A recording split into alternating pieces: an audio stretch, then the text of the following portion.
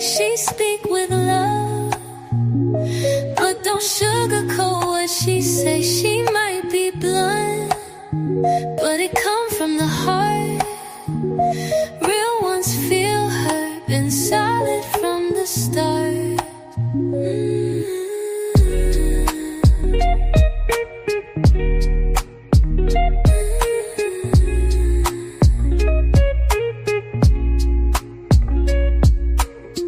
Don't take it personal, that's just Sundal's way. She speak with love, but don't sugarcoat what she say. She might be blunt, but it come from the heart. Real ones feel her, been solid from the start.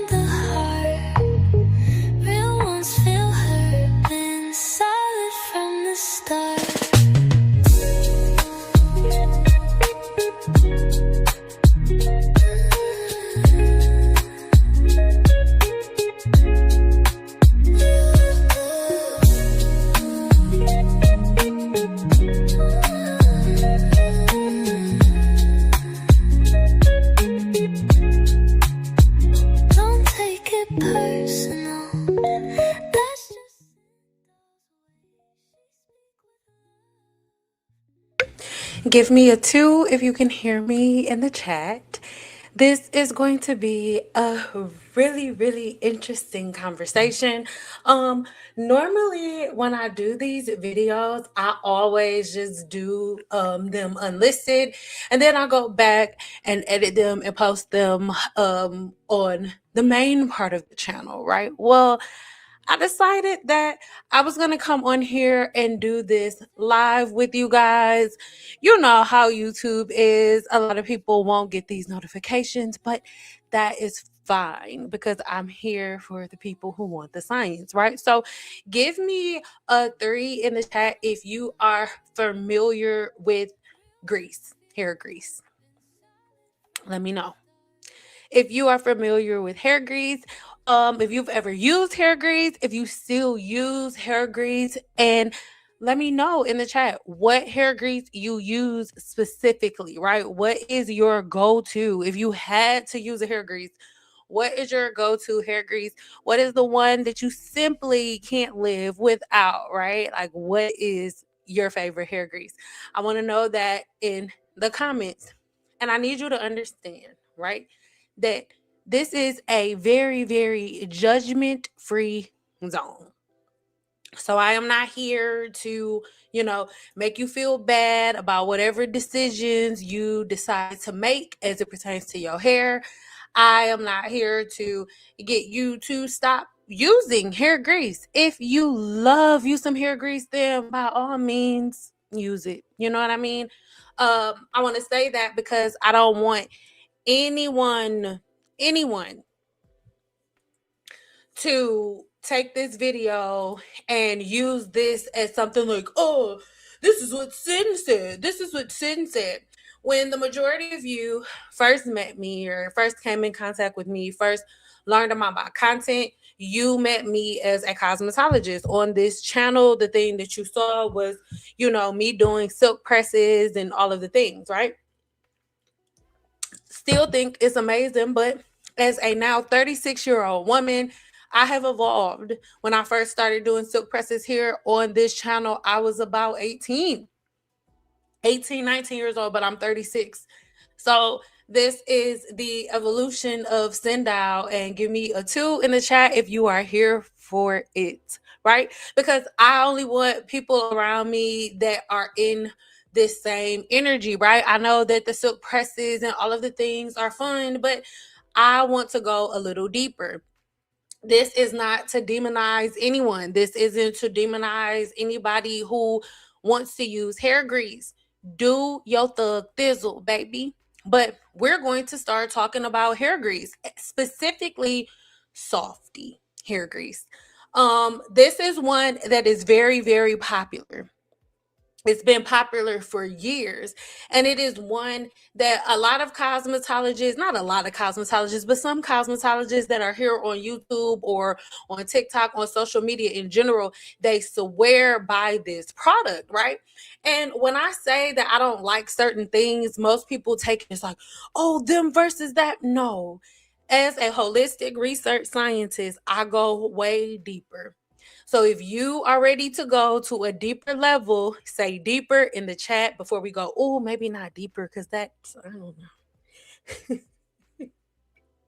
Just say science in the chat. Put the word science in the chat for me really quick. I'm going to drink some water. I'll probably edit this part out when I repost, but I'm just being real. There was this one video that I did, and I was drinking water as I was talking, and I drank the water too fast, and it made me burp. And I didn't edit it out. And it was like, it was this one lady was like, I'm unsubscribing to you. This is ghetto. So I just want to let y'all know. I probably will forget to edit out a burp if I burp. So if that's gonna be ghetto to you, you might as well know what might be coming true. Okay. So thank you guys for putting science in the chat. Thank you. Thank you. Thank you. Thank you. Thank you. Okay. So wait, I saw somebody say, yeah. I still use, okay. I love you very much, right? But I'm going to guess that you don't really know what this can do to the scalp. And today, I'm going to tell you what you're actually using on your scalp. And if after you watch this video, after you sit through this lecture, you still want to use Blue Magic with Lanolin, oh, girl, that's going to be you, right? And I am glad that you're saying that. I'm glad that you said this because I need everybody to know that when you first met me, I came at you as a cosmetologist and I was super passionate. I was like, oh my God, no, listen to me. I'm not like that anymore.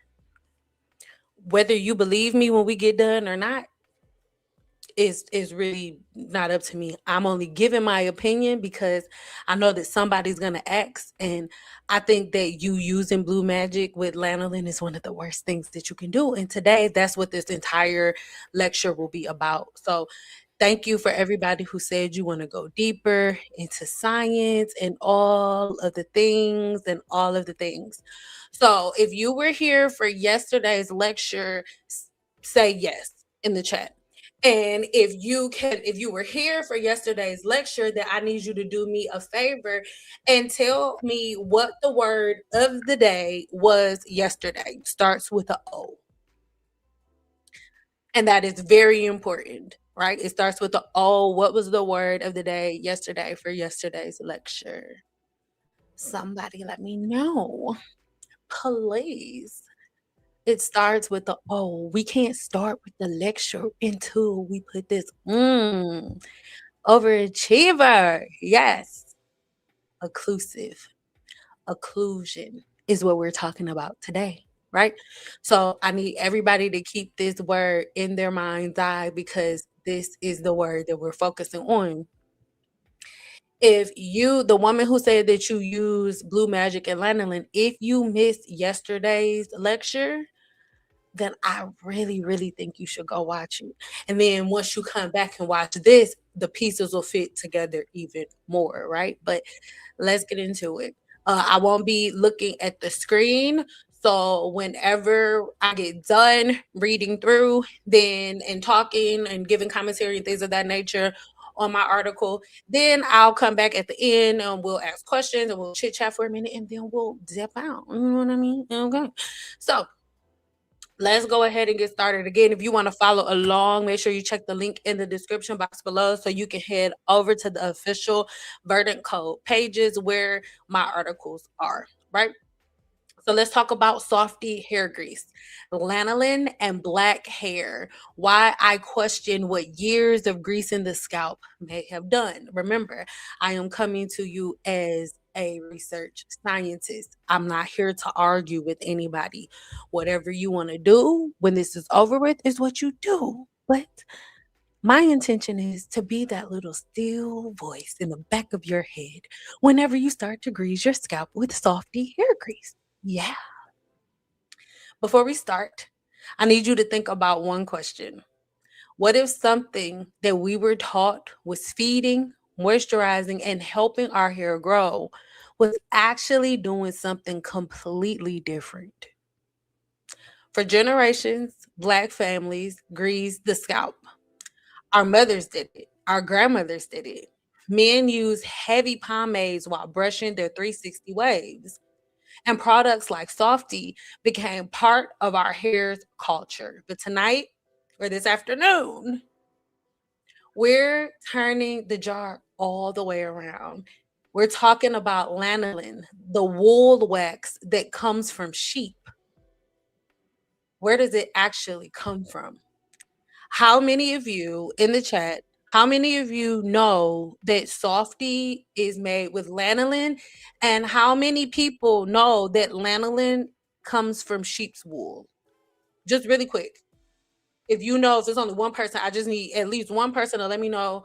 And especially the woman who says that she uses Blue Magic with lanolin. Did you know that lanolin came from sheep's wool? If you did and you still want to use that, then it's okay. I just want to know how many of you knew that? Let's keep going. So, how is it processed, lanolin? Why is it combined with ingredients like petroleum? And what does it actually do to the hair? And what actually happens when these pomades are repeatedly applied to the scalp for years? I'm also going to talk about something I believe deserves way more research: the relationship between old school wave routines, heavy pomade use, scalp health, and hair loss we're seeing in many Black men today.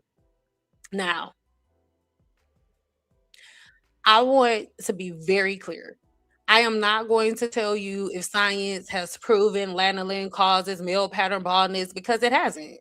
People haven't, to be honest, nobody's cared enough to research it. Anytime anybody tells a Black person what to do about their hair, they make a big deal out of it. So who's spending millions of dollars doing research on something that once they spend the millions of dollars on the research and get the result, you're going to argue and say that we're wrong, they're wrong, and they're not Black? Why would they spend that money? Nobody's done the research on it. But I am going to show you why I'm asked in the question. This isn't about disrespecting our mothers, our fathers, or our grandparents. It's about understanding what they were given, what they were told, and what we actually know now. So grab your old jar of hair grease and turn that ingredient label around, baby, and let's talk about what we really have been putting on our scalp. Welcome to the deep dive on Softy hair grease and lanolin. Give me a 3 in the chat if you are ready to go while I get my glasses, girl.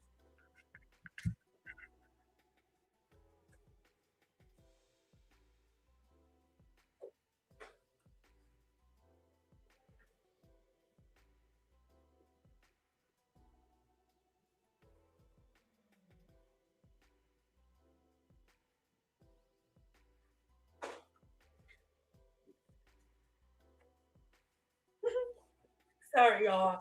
Couldn't find my glasses. They were in the wrong box. I haven't seen the screen, so let me see what you guys are saying. It's what they give breastfeeding mothers to their nipples. Yeah, baby. Yeah. Okay. So let's keep going.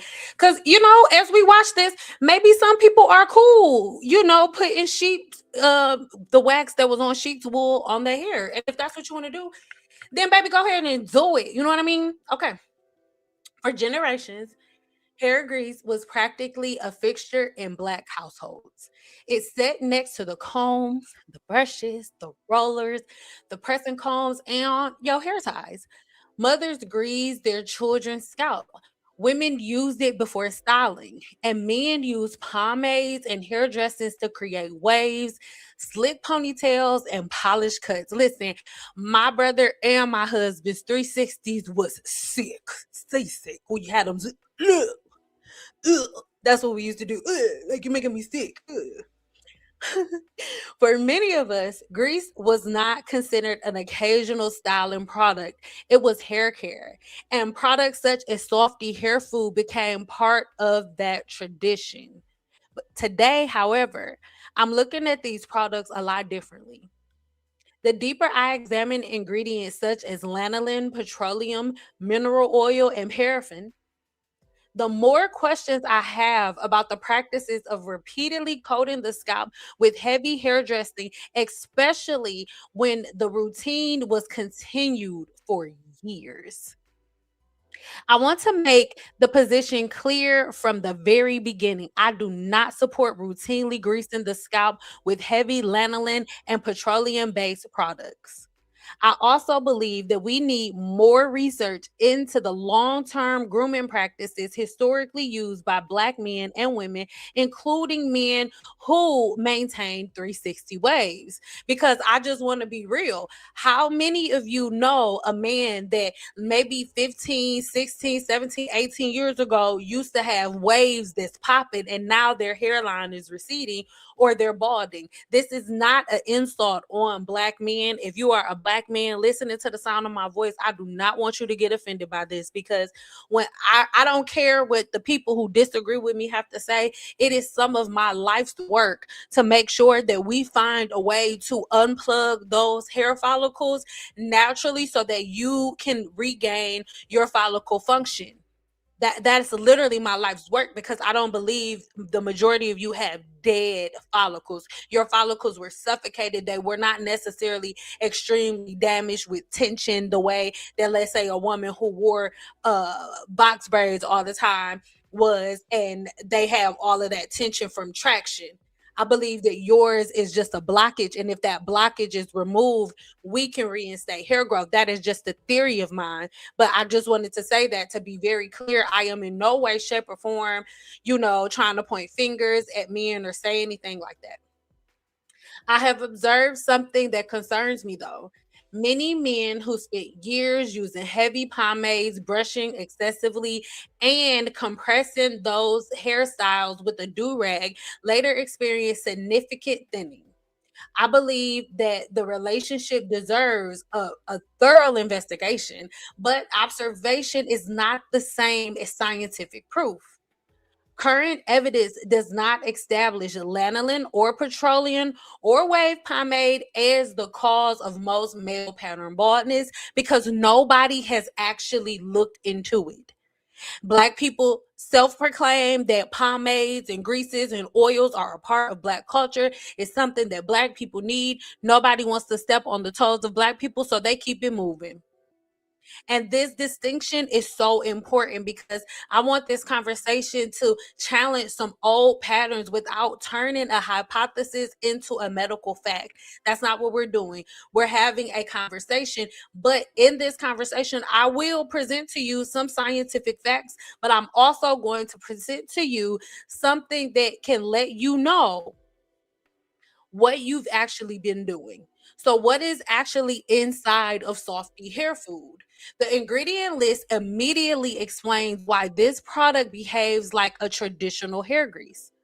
One current 5-ounce Softy hair grease food listing gives the formula beginning with white petroleum, lanolin wax, wheat germ oil. I'm not about to try to say that, and soybean oil, followed by numerous botanical extracts, DHT, fragrance components, and yellow 11. Interesting. It's really, really interesting. The simple fact that all of these things that are packaged, the listing shows an older or alternative declaration. So things are really, really different when you look at the labels and stuff, depending on what bottle you're using and what collection it is, right?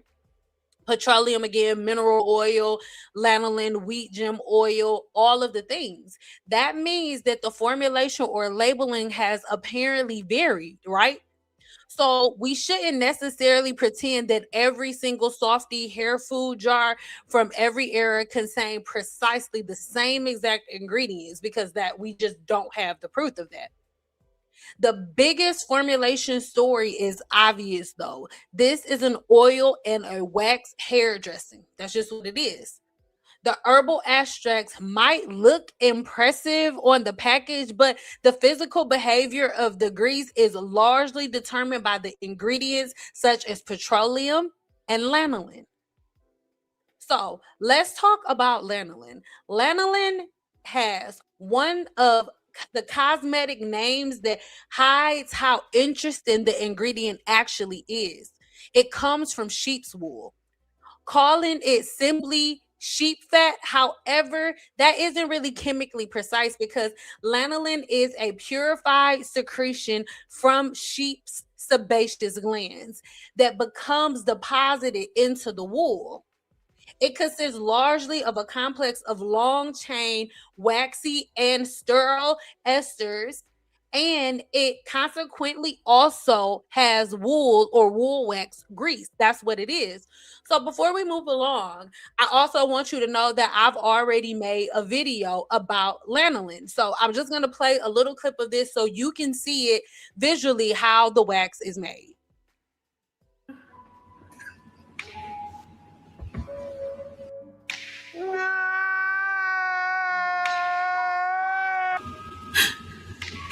So today we're going to talk about lanolin oil. I hate this.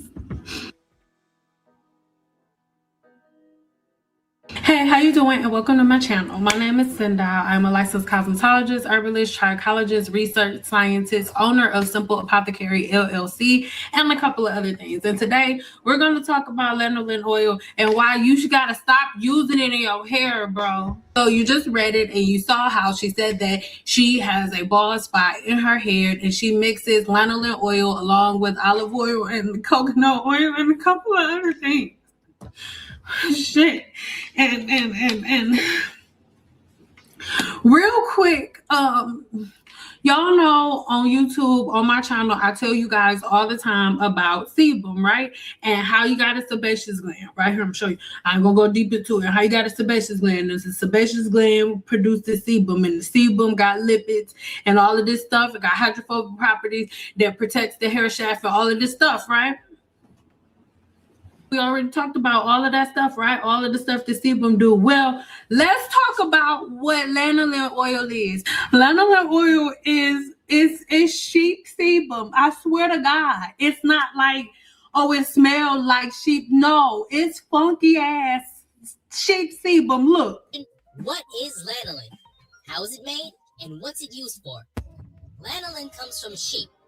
It is the waxy substance that is secreted from the sheep's sebaceous glands. Shave off all the sheep's wool and collect it for further processing.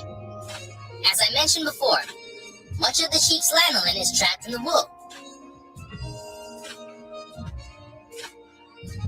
The wool is then typically boiled in water or a special detergent for a few to several hours.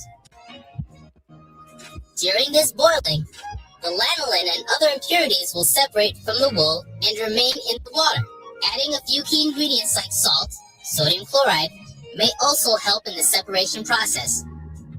After the lanolin is more or less completely separated from the wool, we typically keep boiling the remnants until the water is completely evaporated. After all this is done, what remains is the raw lanolin wax. This raw wax can then be filtered and refined to create different and useful grades of lanolin. For example, the raw lanolin on the left can be refined to achieve different color and texture properties, and the highest degrees of filtration are reserved for medical and pharmaceutical applications. The overwhelming number of use cases for lanolin are related to skincare and topical treatment.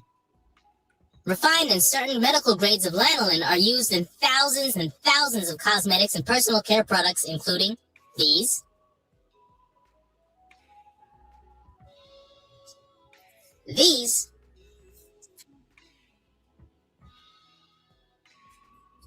and of course these.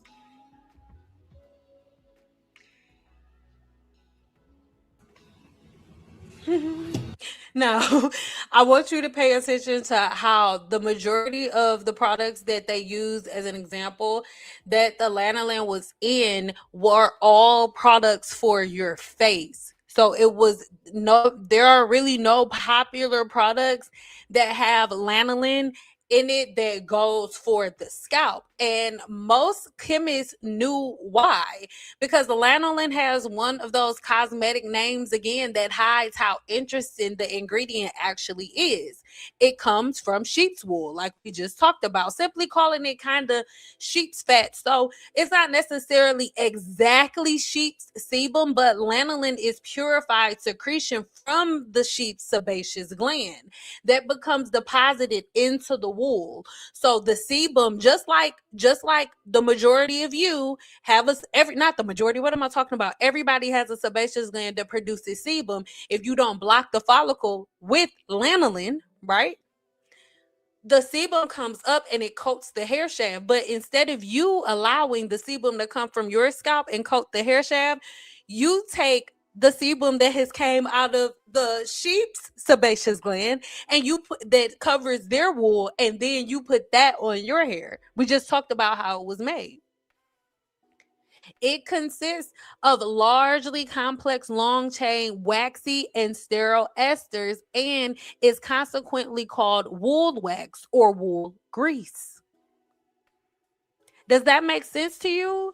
And does that also sound appetizing? Does that sound like something that you would want to do? I know for me, like, everybody's different, right? Everybody's different, but for me, that actually kind of sounds pretty damn disgusting. I truly don't want to do that. You just watch, excuse me. You just watch the process, right?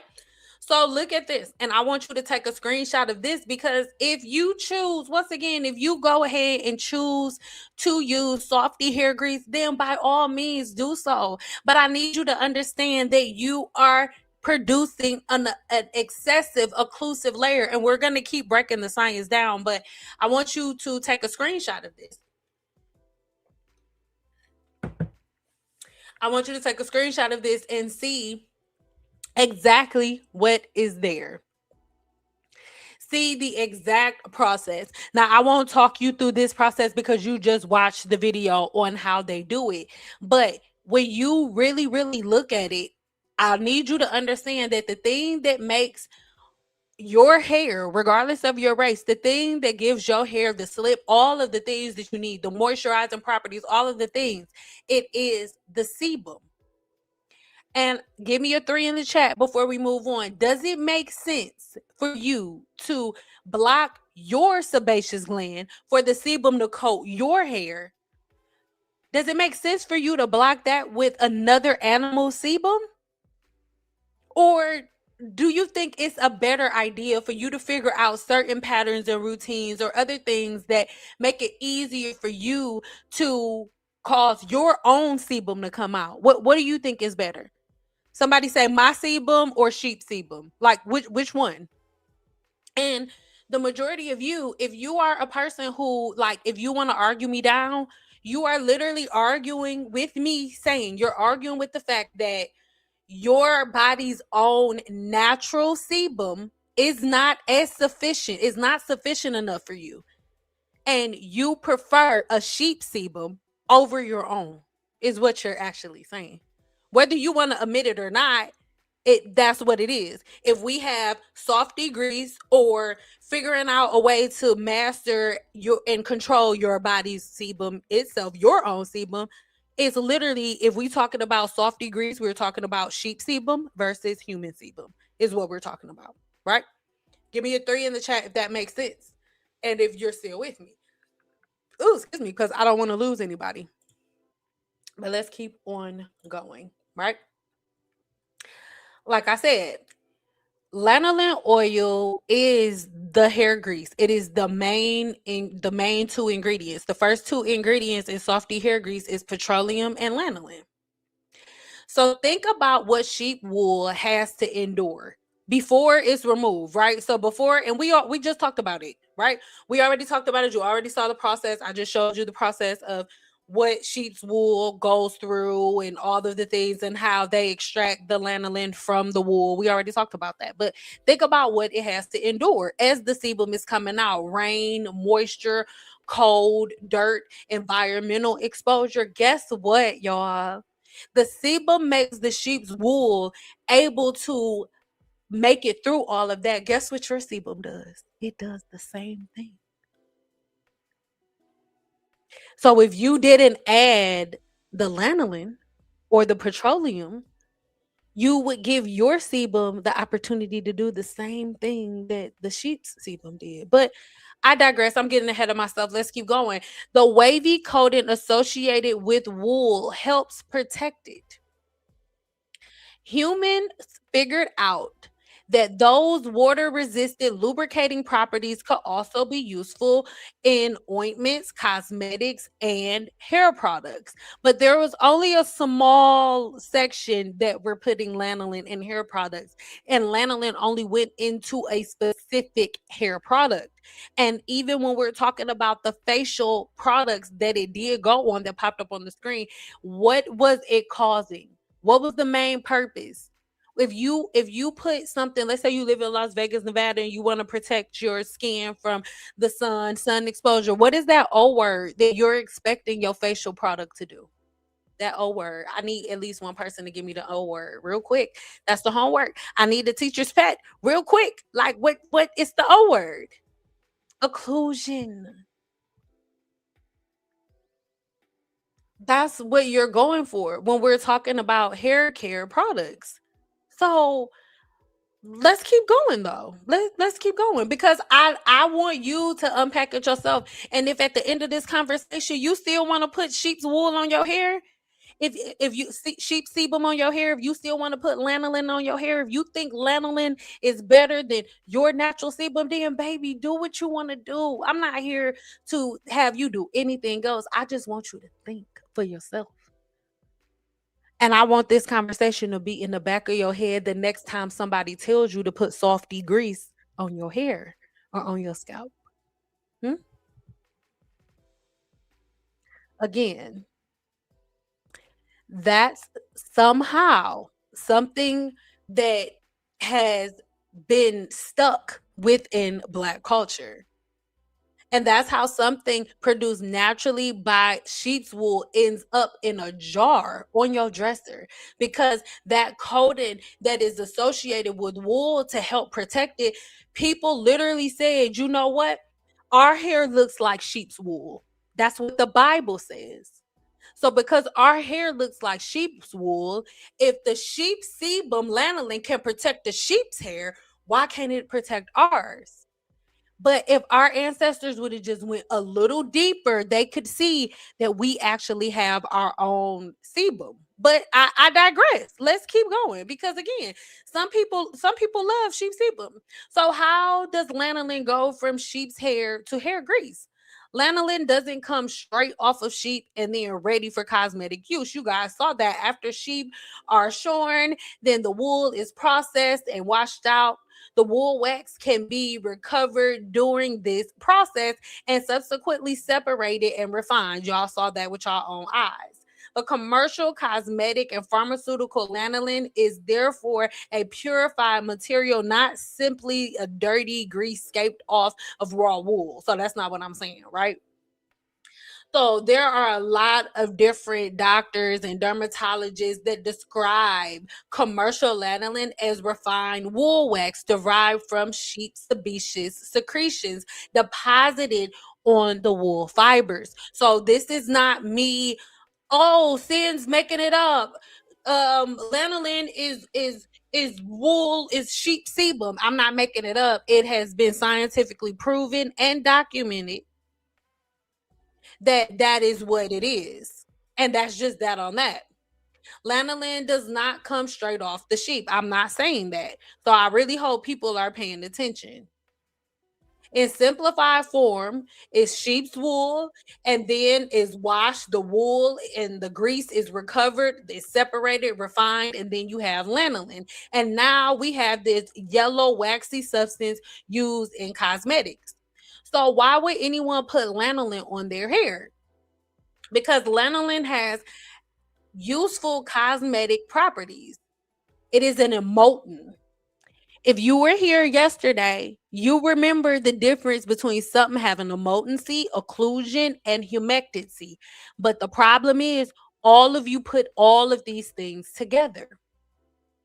But when we're talking about lanolin, let's talk about this. It's an emollient, it's hydrophobic, it can lubricate, and it can make the surface feel smoother, right? So technically, with lanolin, we have all three of these in the way that we think. But the fact that it can trap moisture doesn't mean that it can get moisture.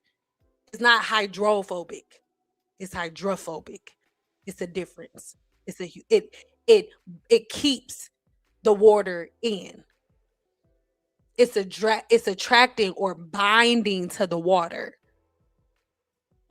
but it's not doing it in a way where it'll do anything good, because it also has an emoltency, which smooths the surface, which also has an occlusive layer, which is going to keep anything from escaping. So it slows down that exchange.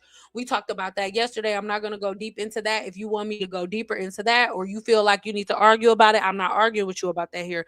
I already did in the last video, link in the description box. And it can help reduce water loss by forming a protective film.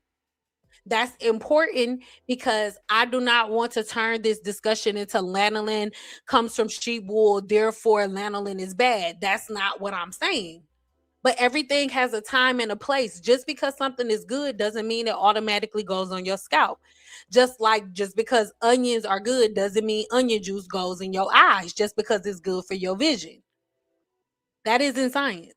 Plenty of useful cosmetic ingredients come from unusual natural or different industrial sources. The real question is, what does the finishing ingredient do when repeatedly applied to the human hair and scalp? That is where this gets interesting, and that's the conversation that we're skipping over. Now, when we talk about lanolin as a hair care product, or when we talk about Softy in general, a lot of y'all don't want to hear this, but other than Blue Magic, right, that has lanolin in it, Softy was not made for women and men. Softy was made for men, by men. It was not produced for women. It was not produced with women in mind. It was produced for barbers, by barbers. Now, there is a mix up on like the original creators of it. There are a lot of mix ups between the creators of what do you call it, Murray's beeswax and all of the stuff, Murray's wax and pomade and Softy and all of the things, right? Because it goes way back. But there's a big mix up about who started it, when, and all of the things. But Softy hair grease in its early years, it was believed to be like Barber's top thing. It wasn't, Softy was not, the go-to thing for black hair salons. Absolutely not. There were other things. Softy was for men in barbershops. And this is something that I want most people to be aware of. Most people don't know this. Most people don't care, or most people weren't living or breathing to even know anything about it. So how would you know? All you know is, oh, this product has been around for a really, really long time, so it must go in my hair. Because in the reality of it, even though when you do your research, they'll tell you Leo Cash and Jerry Murray, they were the creators, but like it's a really big mix up. So that's why I'm not gonna wholeheartedly say 100% that those were the men who started it. But this was in 1967 that they got together, whoever the original creators were. And then in the early growth of the company of Softy, that was between 1968 and the 70s, right? That's when it was getting popular. But as Black people's hairstyles evolved and things of that nature, so did theirs. And Softy became one of the best selling hairdressers in the country. That's just what it was. That didn't have anything to do with the health of the human scalp and any of those things. We already talked about that at the very beginning. That was not the focus. And then in the 1990s, they expanded that line of Softy and they came out with all of these different colors, all of these different greases. Y'all all think that it's really, really herb intensive. Well, y'all don't understand. All they got to do is put a little drop, not even a half of a teaspoon in something, and then they can just call it all together. Like, there we go. Here is the herbal thing, and it's great for hair. And then in the 2000s, it was a cultural icon, right? Because Softy became more than just a product. It became a part of Black culture, fashion, and music in the community. And we already know anything that the Black community makes, like, oh, this is something that our mothers did, it's something that everybody just takes to the top. And their marketing was amazing. And in the 2000s and of 10s, they stayed relevant, especially with the Team Natural community. They run back to Blue Magic and Softy and all of the things, but all anybody ever does is just sit there and like, oh, our grandmothers use this. But how many of you have really looked down into, really, really deep down into the chemical and the ingredient list of it, understanding what it is? And I know a lot of you probably still like, oh yeah, lanolin is great for our hair, but does that make sense? Does it make sense for you to pick sheep sebum over your own sebum and put an occlusive layer on the scalp? Does that make sense to you? If it does, baby, keep on doing you. Lanolin does not add water to your hair. Most people think that whenever they put any type of grease on their hair, you think that your hair is some in some way, shape, or form now holding a bunch of hydration and moisture, but it doesn't work like that. That's not what's happening. And we went deeper into what's actually happening in yesterday's lecture, but let's keep going. Lanolin, again, it doesn't add water to the hair. One of the biggest misunderstandings surrounding traditional hair grease is the word moisture. Lanolin is not water. Petroleum is not water. Mineral oil is not water. But most Black people put these things together. You think that when you add hair grease, you've somehow now unlocked this moisturizing thing, and you haven't. Because the truth of the matter is, if these things were causing your hair to be moisturized, I think that you would have a lot less issues. I think that the whole moisturizing process would happen a lot less than it actually has to happen. Because if a grease repaired your hair, when the grease wore off, your hair would still feel good, but it doesn't. When it wears off, you have to add more. That's something that I want you guys to think about, but it's something that a lot of us completely dismiss. And this is where I want you to pay attention to the timeline. I want you to pay attention to this timeline. An occlusive ingredient can help slow down water loss that's already present, the water that's already there, but it doesn't give you new water. That's different from supplying water. Think about putting a lid on a container. The lid can prevent that water inside from evaporating, absolutely. But the lid did not create the water, it just kept it from leaving. That's why hair can feel soft and shiny after you apply hair grease that's still, you know, still leaving us with a different question. That's still leaving us with different things because, again, once you use the grease, your hair still is not healed. When it wears off, your hair still feels the same way. And again, that's what's still leaving us with a different question about the actual water content of the fiber shine. It's not the same thing. It's not automatically hydration.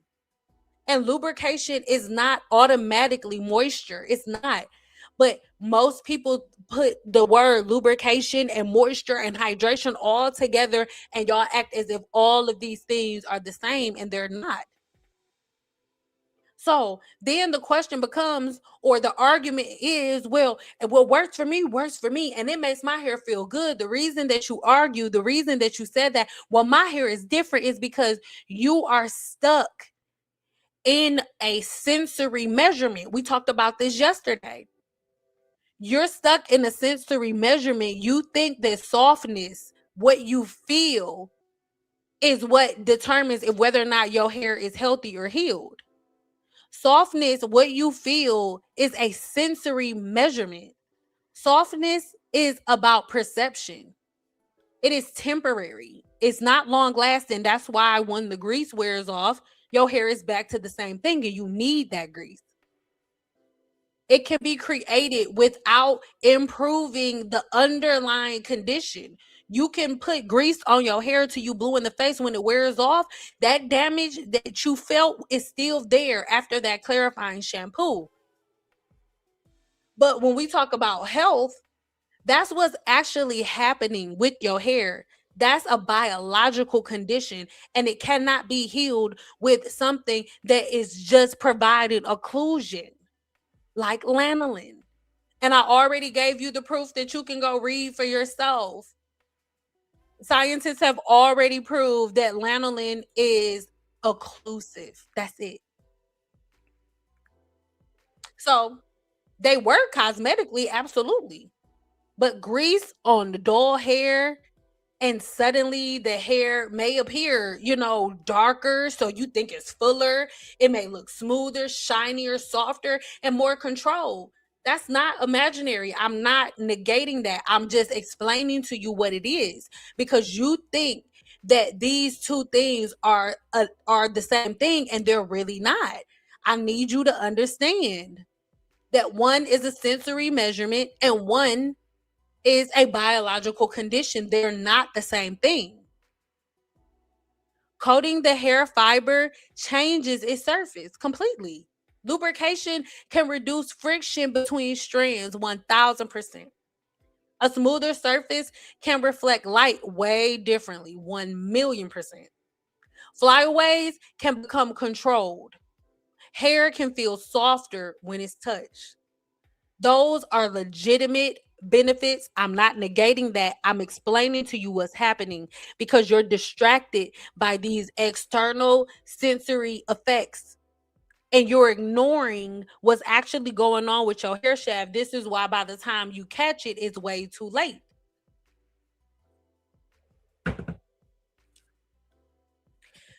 So it's time for us to distinguish a cosmetic appearance from a biological hair growth and internal hair hydration. They are not the same thing. Somebody say in the chat, they're not the same thing. So Softy was not necessarily meant for the hair. That's what some people say. This part of the story is particularly important because sometimes people respond to scalp or hair grease concerns by saying things like, well, you're not supposed to put it on the scalp.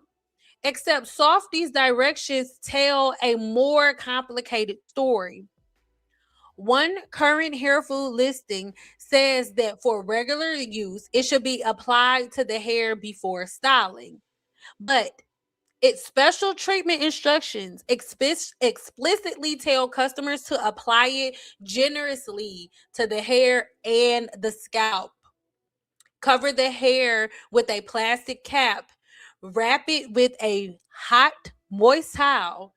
repeat the process, and then shampoo. This is something that I want y'all to think about, because how many of you grease the scalp and then shampoo the hair? How many? And how many noticed that on the back of the bottle it said put it on your scalp and then shampoo it out? And how many of the people that you listen to online tell you to grease your scalp and then shampoo it out? Do they tell you that you're supposed to grease your scalp and then shampoo it out? Or do they just tell you to grease your scalp on a regular basis? Seriously, this is not a rhetorical question, because this is something that I don't see a lot of people talk about.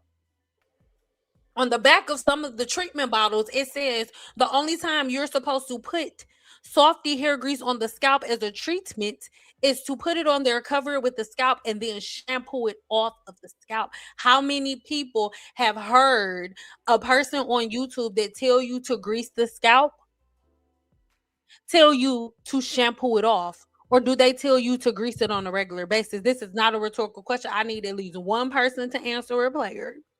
I'm not a player. I'm a married woman. I'm just saying. Because the majority of people, we're not having this conversation. The majority of people who tell their customers or their followers to grease the scalp, the majority do not make it sound like it's something that you're supposed to shampoo off. No. People make hair greasing sound like you're supposed to grease it, leave it there. Absolutely not.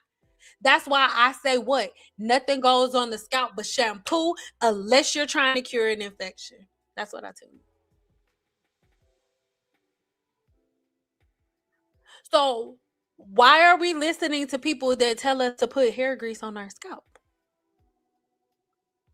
when even some of the original bottles say that for a treatment, you're only putting it on your scalp for a treatment, and then after that, you are shampooing it off? So direct scalp application wasn't necessarily customers misusing the product. It was actually instructed.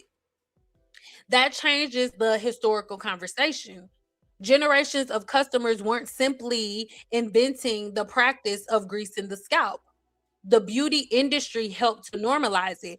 But even though that's true, right? I still want you to also think about the fact that today in 2026, how many of us read the directions? Because again, softy hair grease is going all the way back to most of y'all were not even thought of, and neither was your mama. Most of y'all wasn't even thought of. So we talking about 1967. And history shows that in 1967, well, we should say in 1968, between 1968 and 1970, the ingredients on the back of softy hair grease said that it was only for the hair, and if you put it on the scalp as a treatment, to cover it with a plastic cap and then shampoo it out of the hair. Those were the directions in 1970 for the original softy hair grease. So I have a question for you.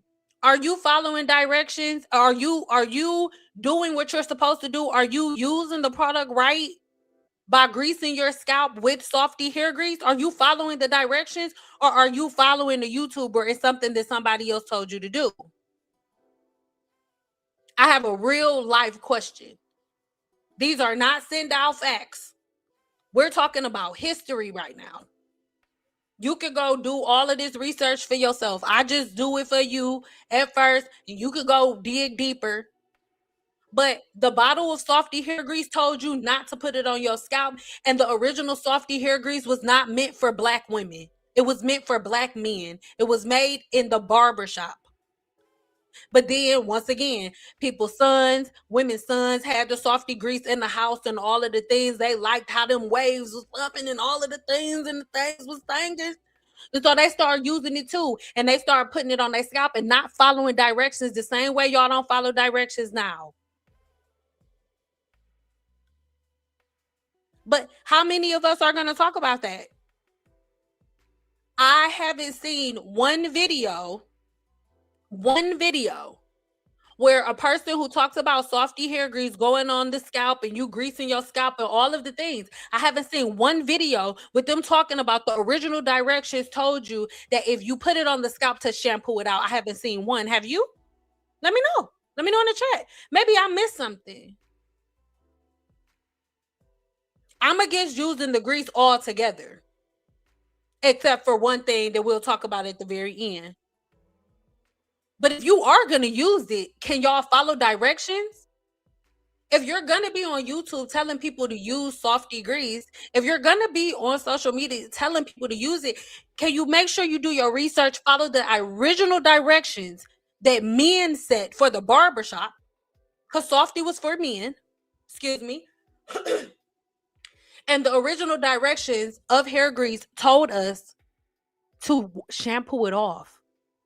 So many times where I have videos where I'm telling people not to grease the scalp and all of these things, people are like, oh, it's supposed to be like this. And I say, no, it's not. Softy hair grease, even though, yes, 100%, our ancestors used to put petroleum and stuff on their scalp, but our ancestors were slaves. They were putting occlusive products on their scalp because they were out in the sun. That you're supposed to put occlusive products on your scalp if you're standing in the sun. But you're also supposed to cleanse it regularly too. But we're not talking about sun protection when we're greasing the scalp on a regular basis. That's not what we're talking about. We're talking about hair growth. And softy hair grease was never made to grow hair. It was never supposed to be done. It was only supposed to protect the hair shaft, and it was never supposed to be on the scalp unless you were trying to treat an infection and then you were washing it off. That's why I say all the time, what? Nothing goes on the scalp but what? Shampoo. There's nothing that I'm making it up. The original creators of your favorite softy grease said, do not put it on the scalp unless you're using it for a treatment and then shampoo it off. Those were the original directions. But I digress. Let's keep going. So when we get into it,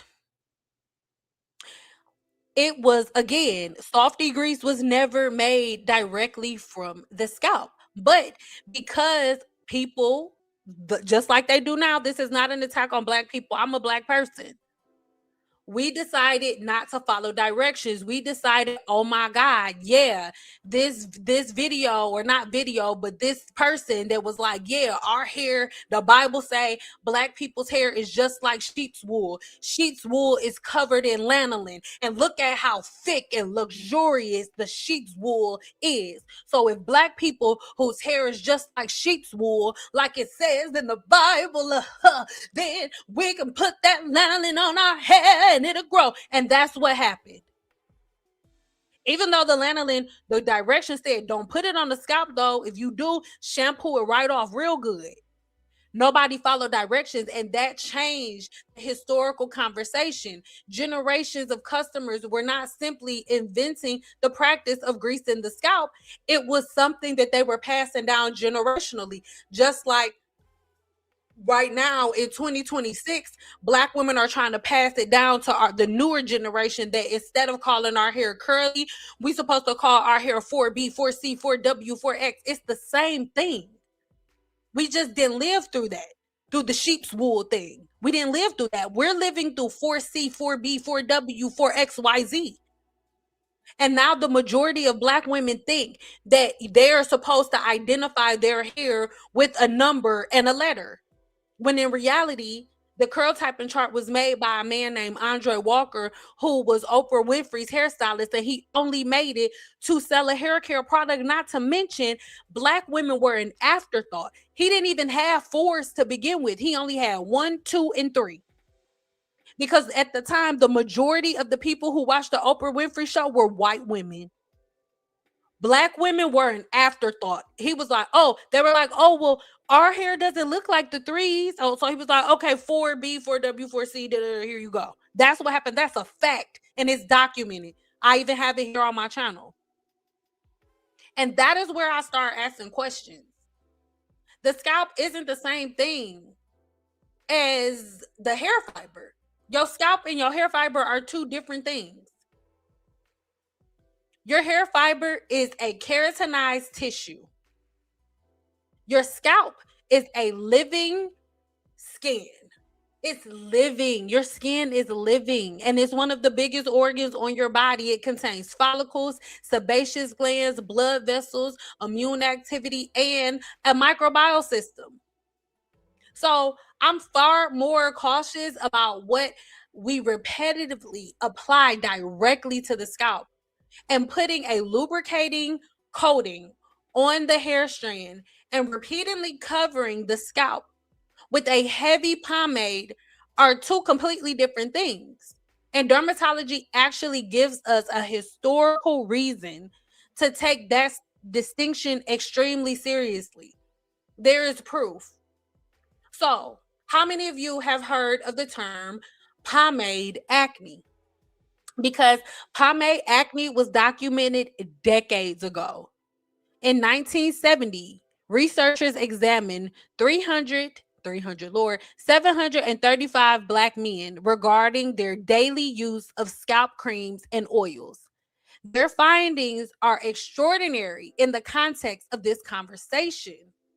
How many of you have heard of pomade acne? Or how many of you have heard, because Black people always love, y'all want to talk about, oh, relaxers and this study and relaxers cause cancer and all of the things. How many of y'all have read the study on pomade acne? Let me know. Let me know.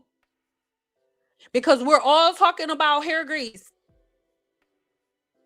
How many of us have sat down and did the research on pomade acne? Because pomade acne is just as prevalent in the Black community as the things that y'all find out about relaxers. I went over pomade acne here on the channel a while back. As you move across social media, I understand honest with yourself reason, and you a deep scientific breakdown of hair follicles, scalp function, right? And again, I need you to know the kidneys actually do, right? The kidney, it ends up filtering about 180 liters of blood every single day. Now, I want you to head over to watch my video on pomade acne, because I break down the hair follicle and what it needs, what it doesn't need, how it's constructed, how it operates, and how you using pomades and things like hair grease, especially softy grease made with lanolin and petroleum, those things are really, really important. And if you go and watch this video that I did diving deeply into pomade acne, you'll understand exactly what I mean. But there's in no way, shape, or form can anybody say, oh, she's making this up or anything of that nature, because it's been documented since 1970 what Black men were going through. And they were talking about softy in this study, and the creators of Softy in this study, because the same people who made Softy also had a whole lot to do with Murray's and all of the things.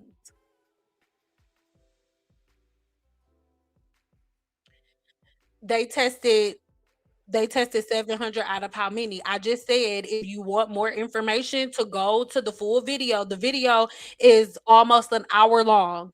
I broke it down deeply. Moreover, if you want to know exactly how many people they tested, I want you to go look into that. But I also, and I'm not saying that you disagree with me, I'm just saying for anybody who also feels like that, oh, only 700 people, it was less than that for relaxers. And Black women make relaxers, they demonize relaxers, and out of over them doing the study on relaxers for, like, they did it for over 20 years. After 20 years, there wasn't even 400 people who developed uterine cancer. And they tested thousands upon thousands upon thousands upon thousands upon thousands of women. It was a lot of women. It was like over 50,000 women they tested. And out of 50,000 women, only about 300 of them actually had relaxers. So Keep it up. And love, stop asking questions and just listen. Okay. That's why I'm not even in here. Okay. So about 70% of long-term pomade users in that particular study displayed a recognizable acne-like eruption involving the forehead and the temples. The lesions were predominantly close quarters with the occasional inflammation lesions. Researchers also applied 5 pomades under continuous occlusion for 8 weeks and found that microscopic evidence of early comedone formation. Later dermatological literature discussing the acne in ethnic skin specifically noted that thick hair emulsions, listen, implicated in pomade acne commonly contain the mixture of petroleum, lanolin, mineral oil, vegetable, or animal oil. You can read it again. This is not a TikTok theory from 2026. Dermatologists were documenting pomade associated follicular plugging for more than 50 years ago. So 50 years ago, doctors were telling Black people that if you keep oiling and greasing the scalp and if you keep putting pomades in the scalp, it will lead to follicle death. They were saying that 50 years ago. How many Black people listen? And regardless of how much attention y'all want to give to the few people who still grease the scalp and their hair is fine, the majority of Black women, whether y'all want to admit it or not, are going in to see dermatologists right now because they're greasing their scalp on a regular basis. And the studies show it. I don't care what y'all talk about. This is why I stand so tall and so hard on the things that I have to say as it pertains to nothing going on the scalp but shampoo. Because pomade acne has been documented for years. So go back 50 years for everybody in the comments. Oh, what's your proof? If you don't believe it, it's because you haven't done the research on your own, and that's not my responsibility. It's yours because you the one that don't believe it.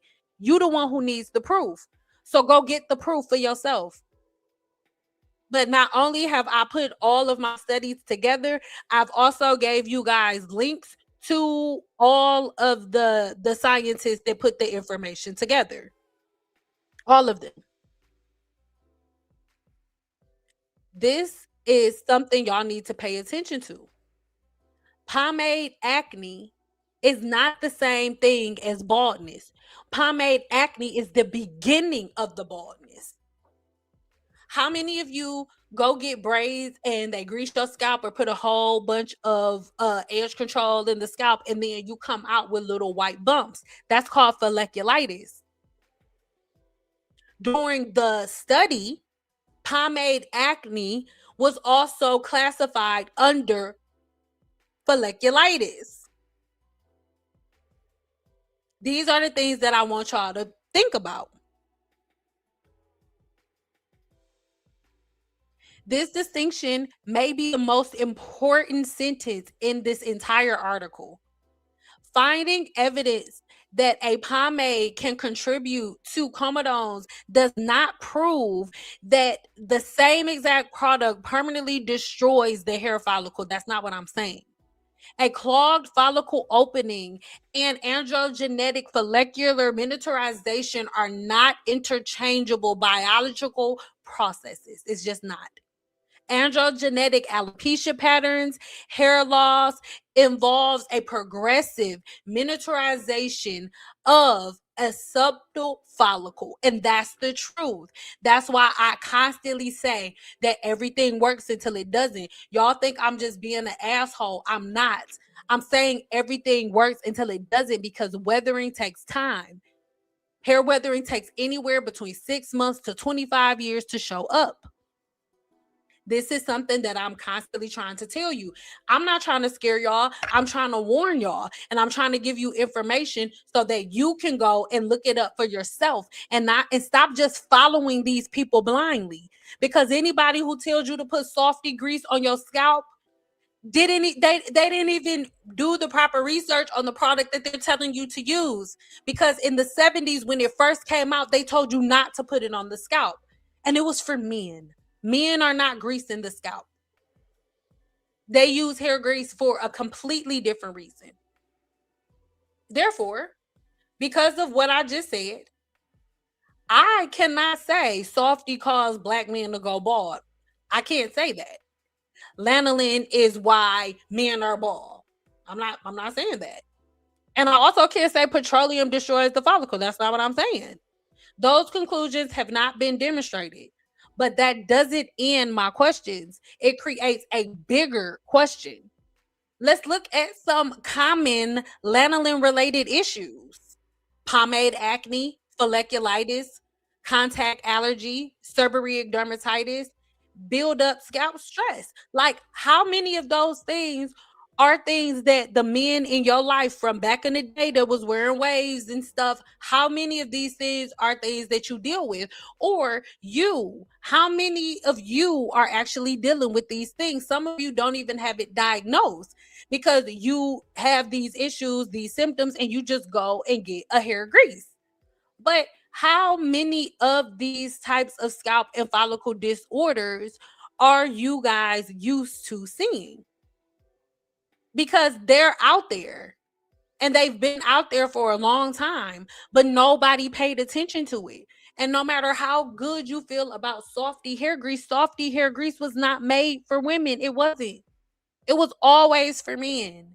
This is where it originated. You see them 3/6 That's how my husband's hair looked when I met him. That's how my brother's dusty ass hair used to look on a regular basis.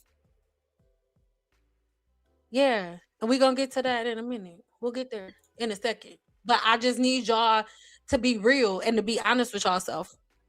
So, what about black men who have 360 waves, right? This is a group I believe deserves a whole lot more research.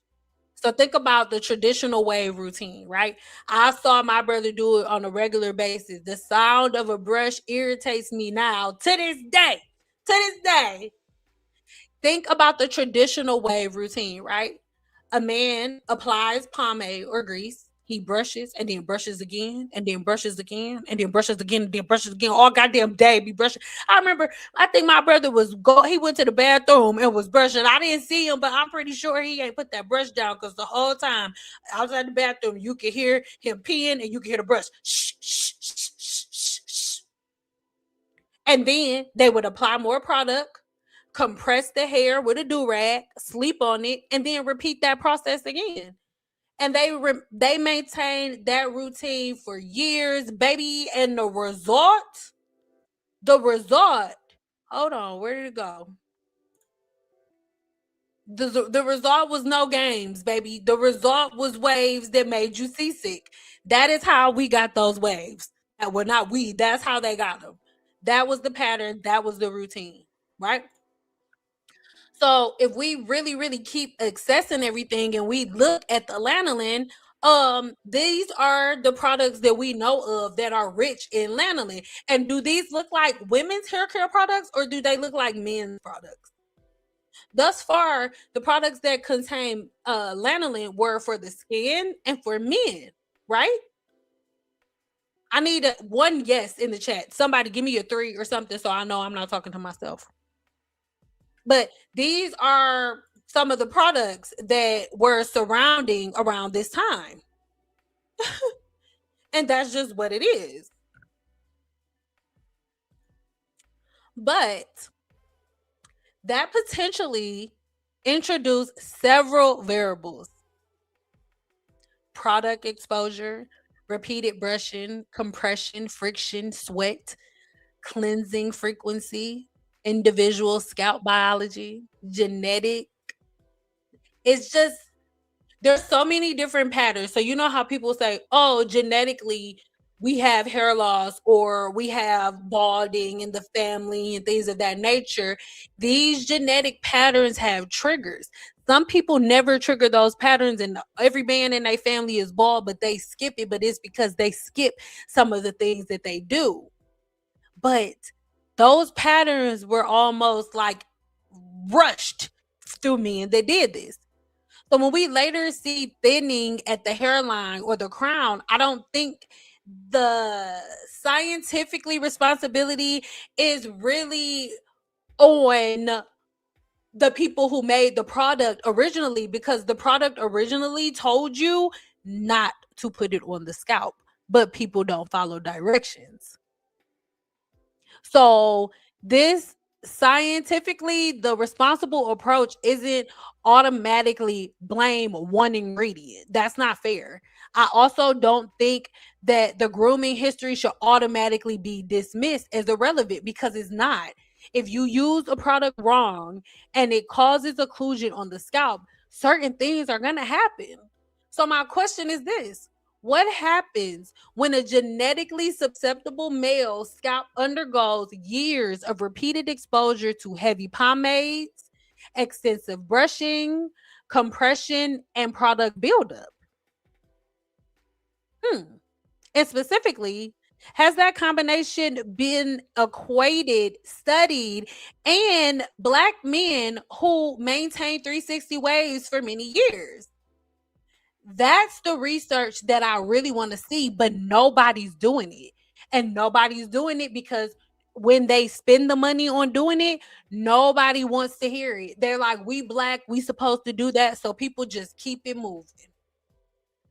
My hypothesis is not a medical conclusion. I'm intentionally using the word hypothesis. I suspect that certain intensive grooming routines could have aggravated scalp problems in certain individuals, right? That doesn't mean that I'm demonstrating that they all cause androgenetic alopecia as soon as you grease the scalp. That's not what I'm saying. Two things can even occur simultaneously. A man could have genetically driven male pattern hair loss and a scalp irritated by products or grooming practices. Both of those things can be happening at the same time. The existence of one does not automatically eliminate the other. That's why I like to see research separating genetic pattern balding and hair loss, inflammatory scalp diseases and destruction or mechanical damage, product related follicular products, and a combination of those factors all together.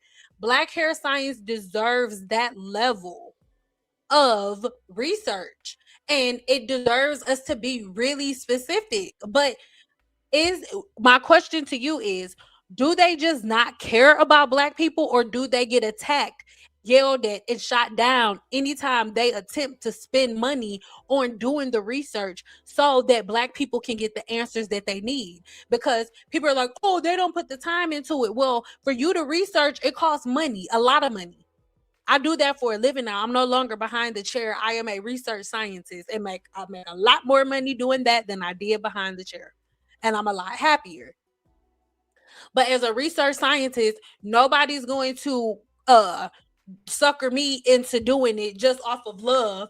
Like I would not, and I'm just being honest, I would not spend the money to do the type of research that I have to do for Black people. I'm not willing to do it because I've been attacked so much just telling you small things. Why would I go forth and spend thousands upon thousands of dollars to pay other research scientists to work with me to do the level of research that I need to do for you, when I know when I find those things, if it doesn't match the things that your favorite YouTubers are saying, you're going to attack me for it? I would never spend that type of money on that.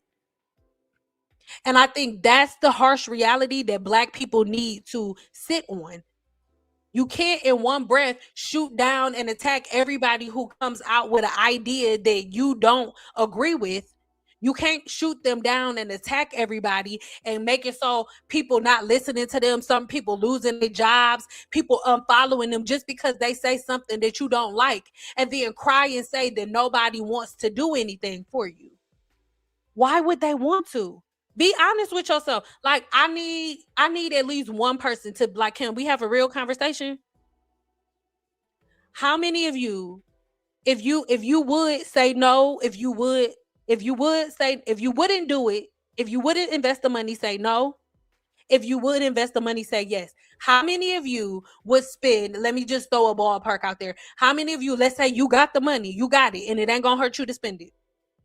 How many of you are going to spend $50,000 just to do research on pomade acne and do more extensive research for Black people? In this climate that we living in right now, how many of y'all would spend $50,000? Would you do it? Yes or no? I don't think so. I didn't think so. And we have to ask ourselves that question. We have to ask ourselves that question, like, how can we in one breath complain about the fact that nobody wants to help us, but then every time somebody brings you something that you don't agree with, without you doing any research for yourself, you just go ahead and just shoot it down. And I promise I'll read the rest of y'all comments when we finish. I promise. Like, why would anybody want to do that? Let's just be real and realistic. These are the conversations that we need to have. I need you to be able to listen to somebody say what I'm saying and go do the research for yourself. And then at the end of you doing the research, ask yourself, does this make sense? So let's get into lanolin plus petroleum, because that's what softy grease is. That's what it was in the 1970s, and that's what it is today in 2026. They've added different herbal additives to each base, but every base is petroleum and lanolin. So is this combination worse, or does it being combined with lanolin make it better? Here is another claim I want to refine. Both ingredients are highly useful films. It's a film forming emoting material. And we already talked about the difference between an emotant, like all of those things. You know what an emotant is. All an emotant is going to do is create a film and a surface. That is all an emotant is going to do. An emotant will not change the hair. It just creates a layer. Okay? Softy has sold formulas, right, in which lanolin appears alongside petroleum, and some declarations also include mineral oil and paraffin. That creates a rich, persistent hair dressing. But I haven't found clinical evidence demonstrating that it just automatically causes scalp infection. That's not what I'm saying. It is the multiple uses. You constantly using it over and over again. Lanolin plus petroleum equals a uniquely destructive super occlusion. So we already talked about the occlusion that petroleum causes. We talked about that yesterday. But when we go into petroleum plus lanolin together, girl, it is a lot. It's a whole lot. And it's way more than should be on the human scalp. And these are things that we don't want to talk about. These are things that most people don't want to go into. And my thing is, you have to ask the question, why? You have to be at a place where you want to hold certain people accountable. You want to know why you are leaving certain things out.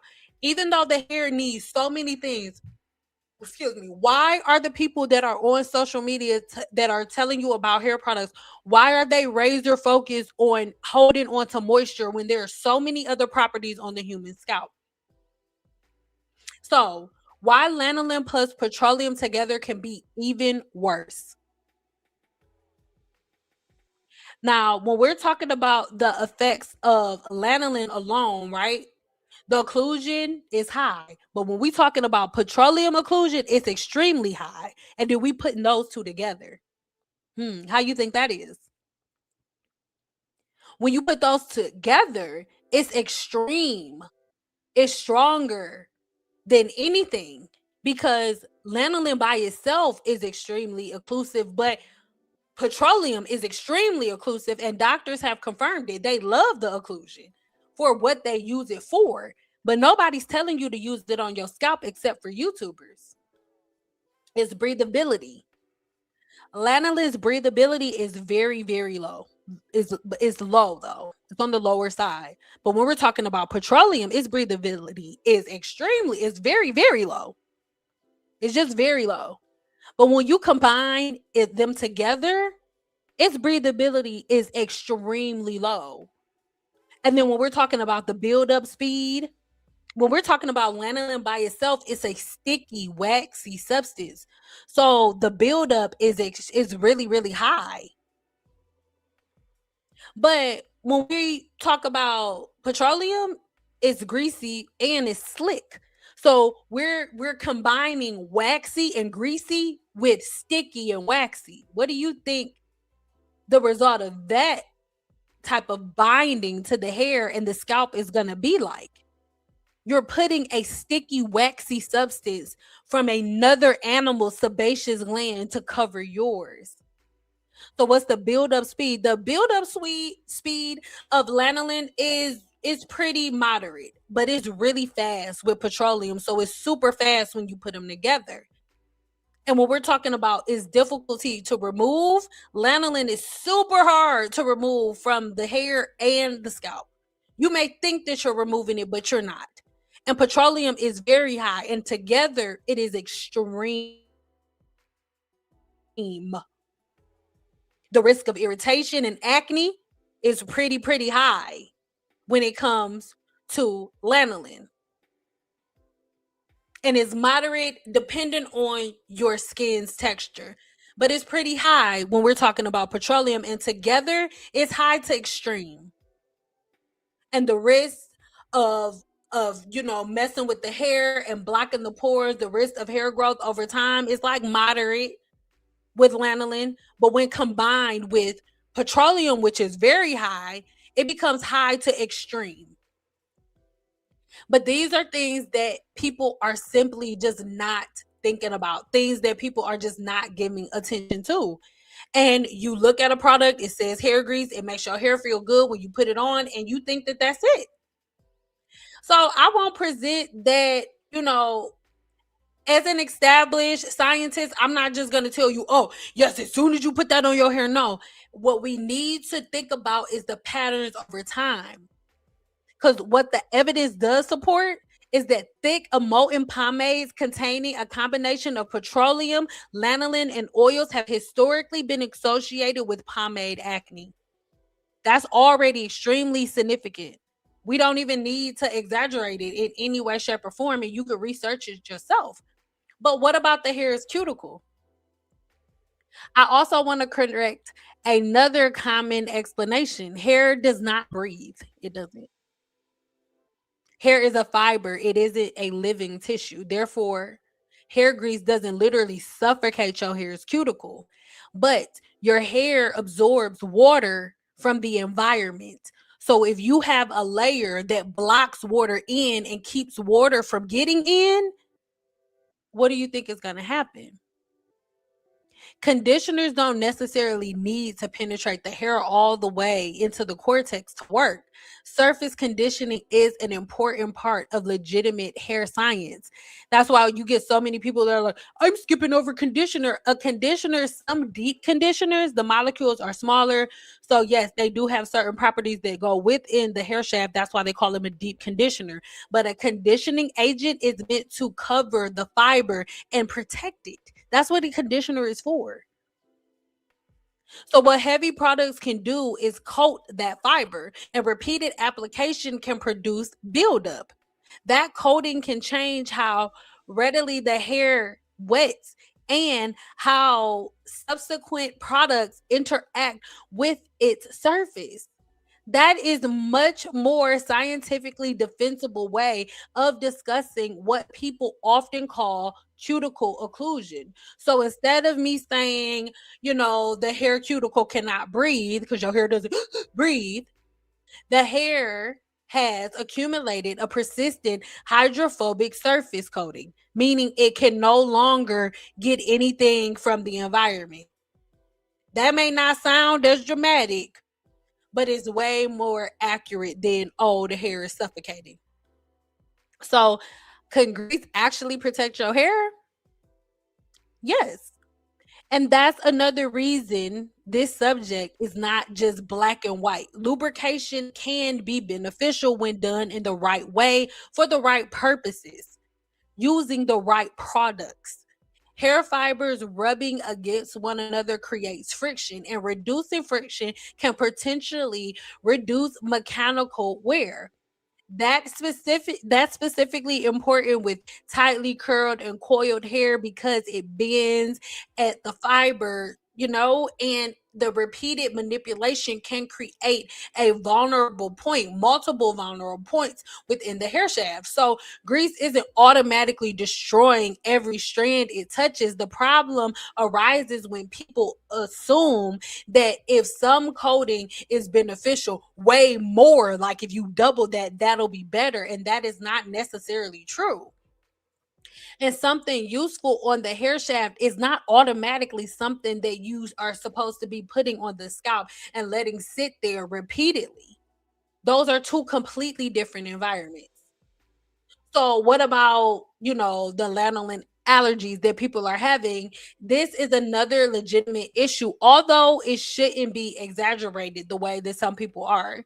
Some individuals can develop, allergic contact dermatitis to lanolin or different lanolin derivatives. And that may be persistent as itching. It may present itself as redness, irritation, or rash, but I wouldn't say that everybody is just going to get that, right? That'll happen to everybody. So the takeaway is simply that someone experiencing persistent irritation after using a lanolin containing product shouldn't automatically assume, oh my God, my scalp is merely dry. That's what's wrong. My scalp is dry. The product itself could be the thing that is actually a part of the problem. And that's what most of you don't understand. You're in this constant moisturizing, greasing cycle, the one we talked about in yesterday's video. And by being in that continuous cycle, you are under the impression that in some way, shape, or form, like this grease is really saving you, where in reality, the grease itself, the lanolin itself, the softy itself is what's causing the problem. And this is one of the cultural habits that I think deserves some reconsideration. Your scalp is itching, so you add grease. Then you got flakes, so you add grease. The scalp feels tight, so what you do? You add grease. The scalp looks dull. What your ass gonna do, girl? You gonna add some more goddamn grease. But those symptoms do not necessarily have the same cause. Flaking could involve dandruff or seborrheic dermatitis. And seborrheic dermatitis is an overproduction of oil, so why would you put more oil and grease on it? Itching could involve irritation. Bumps could involve folliculitis or acne. And the last thing if you got a bump, are you going to put some oil on it? No. Scaling could be a representation of an inflammation condition, and unexplained hair loss could have multiple causes. But what you gonna do? Ghostbusters! You gonna go run and get you some grease. But that's not always the cause. That's not always the main cause. Covering every scalp symptom with a grease can make the scalp look temporarily lubricated without identifying why the symptoms existed in the first place. That's why my whole entire thing has not changed over all of these years. Like, I don't care how long people feel a way about me. It is what it is. I will forever say that nothing goes on the scalp but shampoo unless you are trying to cure an infection. I mean that. And I'm going to say that forever. I prefer a simple scalp routine. For routine hair care, my preference is straightforward. You cleanse the scalp appropriately. You use a conditioner, lubricating the hair with the right types of products like a leave-in conditioner, and that's it. That doesn't mean that nobody should ever put anything on the scalp ever in life, because there are certain times where you need to put something on the scalp if you're treating an infection. You will get it from a dermatologist. So I'm not just saying that altogether. That statement will be too absolute, and I don't do that. There are legitimate scalp treatments for dandruff, seborrheic dermatitis, psoriasis, infections, and other conditions. But those products have a purpose. That's different from automatically coating a healthy scalp with grease, because that's what generations before us were taught to do. That generation that was greasing the scalp didn't read the directions. Softy Hair Grease said don't put it on the scalp unless you're using it for a treatment and then shampoo it out immediately. How many of you knew that? If you knew that, say I knew that in the chat. Because most of you agree. If you have Blue Magic, if you have Softy Hair Grease, the original bottles tell you not to grease the scalp with it. It was never made for the scalp. But how many of the scalp greasers on YouTube tell you that? How many of the YouTube greasers, how many of the grease masters here on YouTube told you that the original bottle of Softy told you not to put it on your scalp? And to shampoo it right off if it did. Lanolin does not equal hair growth, and this deserves its own section because hair care marketing has blurred this distinction for decades. A product can make hair softer, shinier, easier to comb, and less prone to friction and breakage. If less hair breaks, you may retain more length. That's just how it goes. If you retain more length, it can look like your hair is growing better, but it's not. Length retention does not equal follicular growth. Those are two completely different things. Give me a 2 in the chat if you understand that length retention does not equal faster hair growth. That is where everybody's getting it mixed up and confused. Like, this is the main issue. Sorry, I was texting my husband. I have not found any compelling evidence demonstrating that putting lanolin oil on the scalp makes the human hair follicle produce faster hair. There is not anything that supports that. There's evidence that supports that it makes the hair grow slower, but it's not evidence that it makes the hair grow faster. And I want to ask you, have you noticed that the group of women that put occlusive products on the hair and scalp, their hair grows slower than the rest of all of the other ethnic groups? Does that make sense to you? Has that ever stood out to you? And in knowing the history of Softy and the original people told you not to put it on the scalp, and that it was for men, made by men, and now all Black women are going on YouTube, going online and buying Softy hair grease and covering the scalp with it, when the original bottle said not to put it on the scalp unless you were using it for a treatment and shampooing it right off. Lanolin's established cosmetic value is primarily associated with its emollient, protective, and occlusive characteristics. It hasn't been put out for hair growth. Emollient, which means the way that it creates a layer, a barrier, a smooth layer is what its emollient properties mean. And a protective occlusive characteristics, meaning that once it creates that layer, it'll protect whatever's under it, and nothing that's under it can escape and nothing can get inside. That's what it means. That is very different from a clinically demonstrated and deconstructed and constructed hair growth drug. It is not the same thing. They are not growing your hair out. So why did our hair seem to grow so well when we use hair grease? Because most of you are like, girl, you don't know what the hell you're talking about, because I grease my hair all the time and my hair grows out. Just because you are at a place, right? Just because you're at a place where you've been stuck, right? Not really completely understanding and comprehending everything as it pertains to hair growth and hair care, that does not mean that these portions and these parts of hair care and hair growth have not been present. That is not what it means.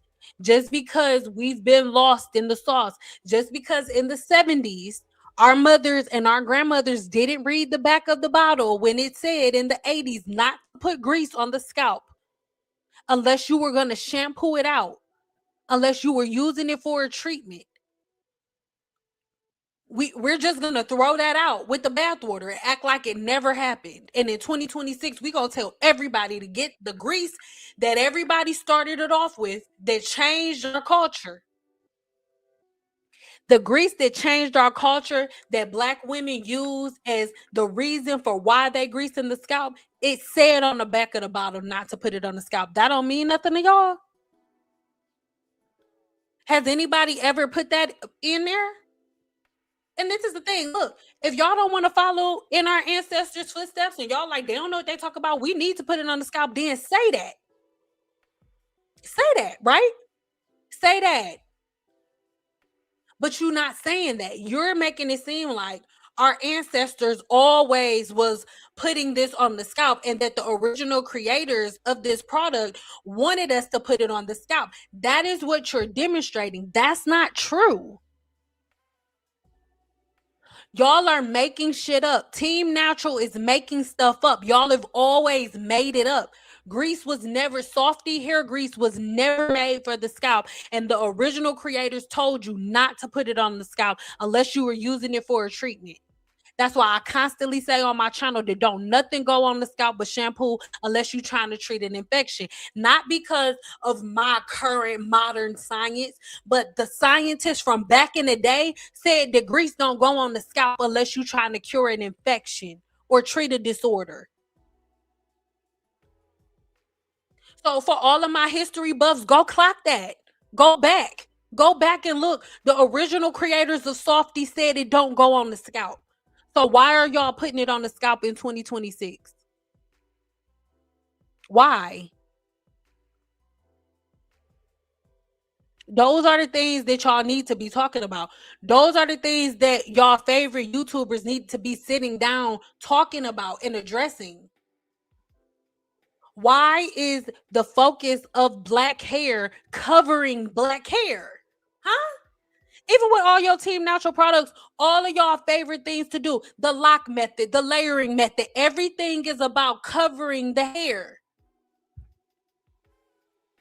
Because your wash and go, your liquid oil and cream, that's not your natural hair. That's your hair with intense occlusion. That's what it is. That's not your natural hair. It's not. There is no difference between you putting half of a bottle of product on your hair and somebody using a weave. You use products and put layers of products on top of your hair to make it look a certain way, and somebody else use hair extensions to make it look a different way. What's the difference? Both of you are using occlusive layers to put on the hair. What is the difference? So again, why did our hair seem to grow so well when we use grease? Because hair growth and visible length are not the same measurement in any way, shape, or form. Imagine your scalp produces 6 inches of hair during a certain period, right? If 3 inches break off, you retain 3. If lubricated and gentler styling reduces breakage so that only 1 inch breaks, you retain 5, right? The follicle did not necessarily grow hair faster. You just kept more of what you grew. That is the thing that all of these brands and all of these product lines are using to play in women's faces, and y'all falling for it because you're not doing the mental math. You're not doing the mental math. Why aren't you doing the mental math? Why are you letting them do the mental math for you? We learned this in school. I'm going to read it again because I want you to make sense of it. These products are not growing your hair. I'm going to say it again.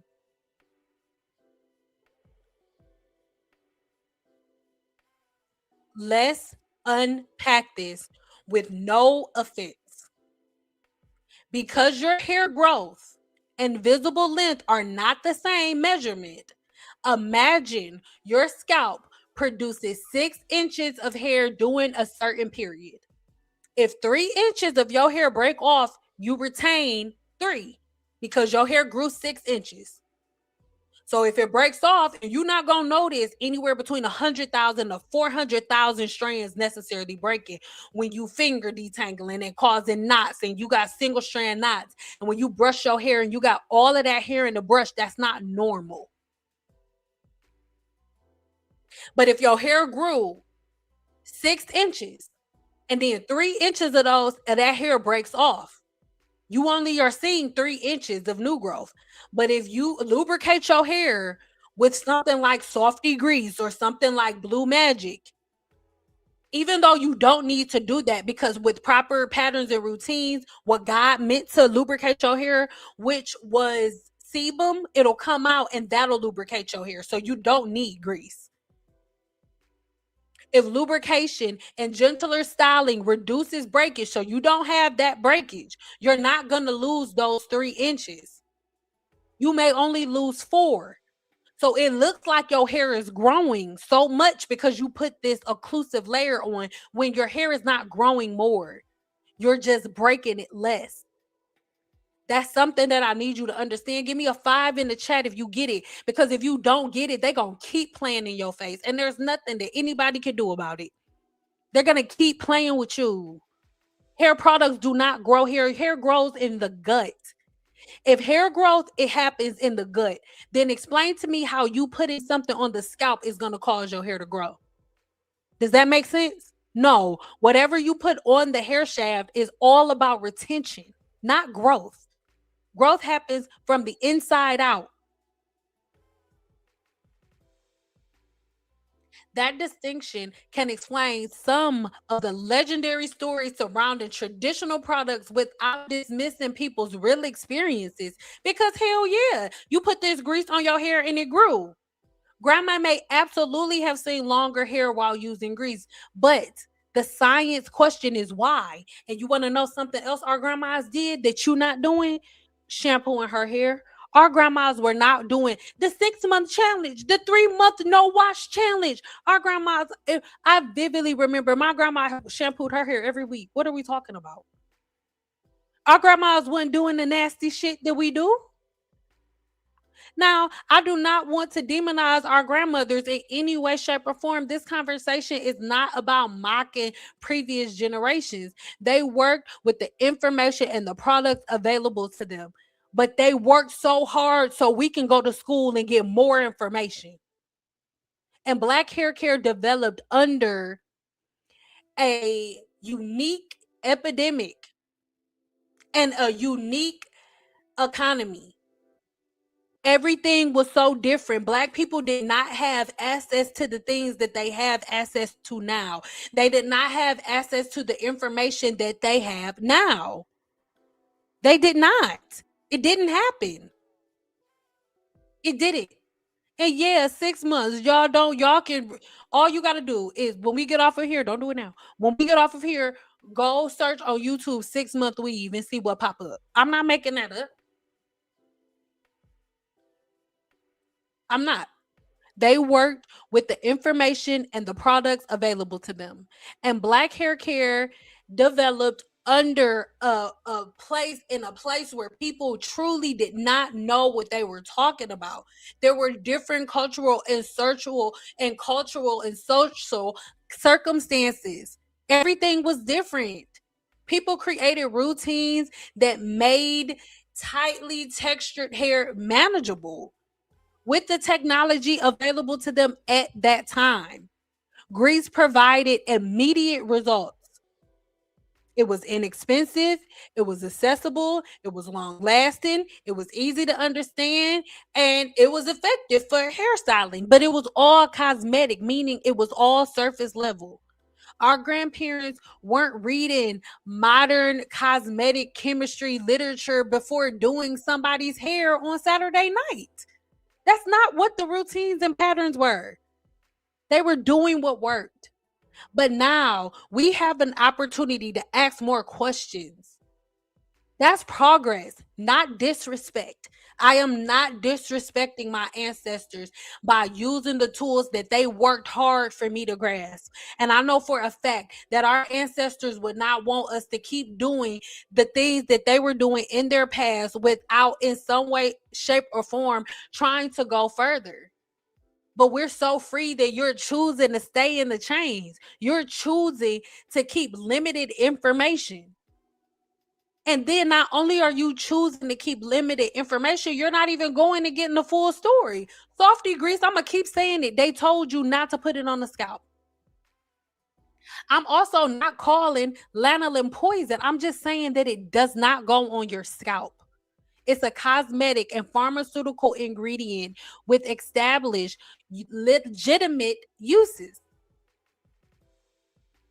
There are different scientific journals that describe it as an emollient and as a cosmetic and pharmaceutical aid and cosmetic ingredient review assessments. They reference through this specific journal that I'm tagging for you, and they have found lanolin wax safe under certain cosmetic conditions of use.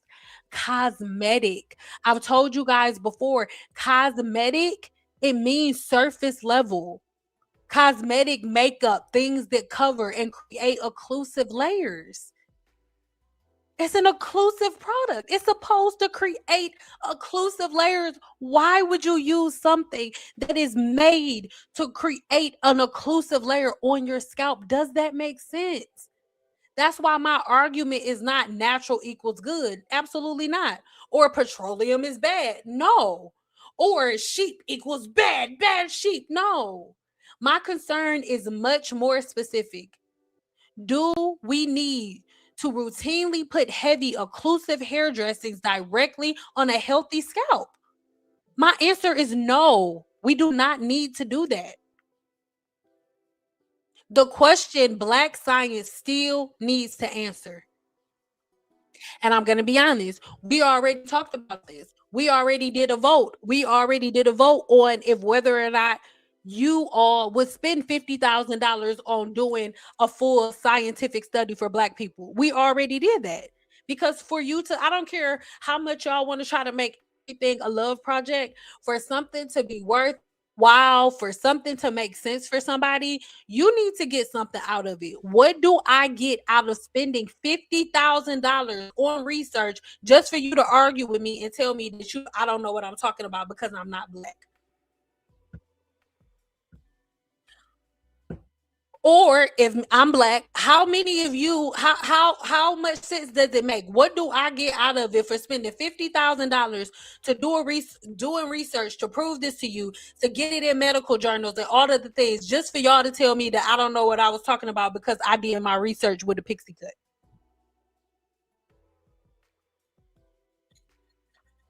cut? Does that make sense to you? Would you do it? And we just being real. Does that make sense to you? And would you do it? Can we talk real? Can we have a conversation? This is where I want this conversation to go, though. We already have historical evidence connecting prolonged pomade exposure with acneiform eruptions. We have a remarkable 1970 study involving hundreds of Black men showing an association between long-term pomade use and characteristics with these types of eruptions. And I have a study within this blog post link in the description box. We know that some traditional thick hair dressings contain combinations of petroleum, lanolin, and oils. We know that. And we know androgenetic alopecia involves follicular miniaturization. And my question to you is, if you're putting an occlusive product on the scalp all the time, on a regular basis, over time, wouldn't you expect the follicle to shrink? And for things, your body is like, if you don't want this, we're not giving it to you. So the more you cut off the things that the body needs, things shrink.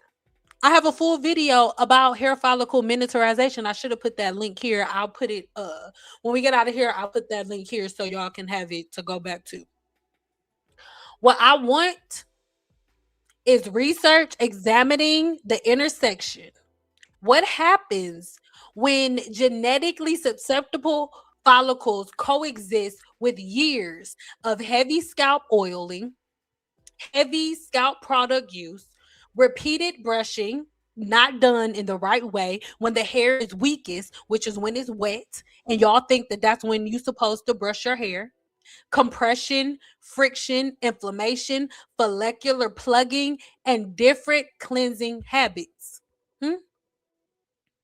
Does it make no meaningful difference?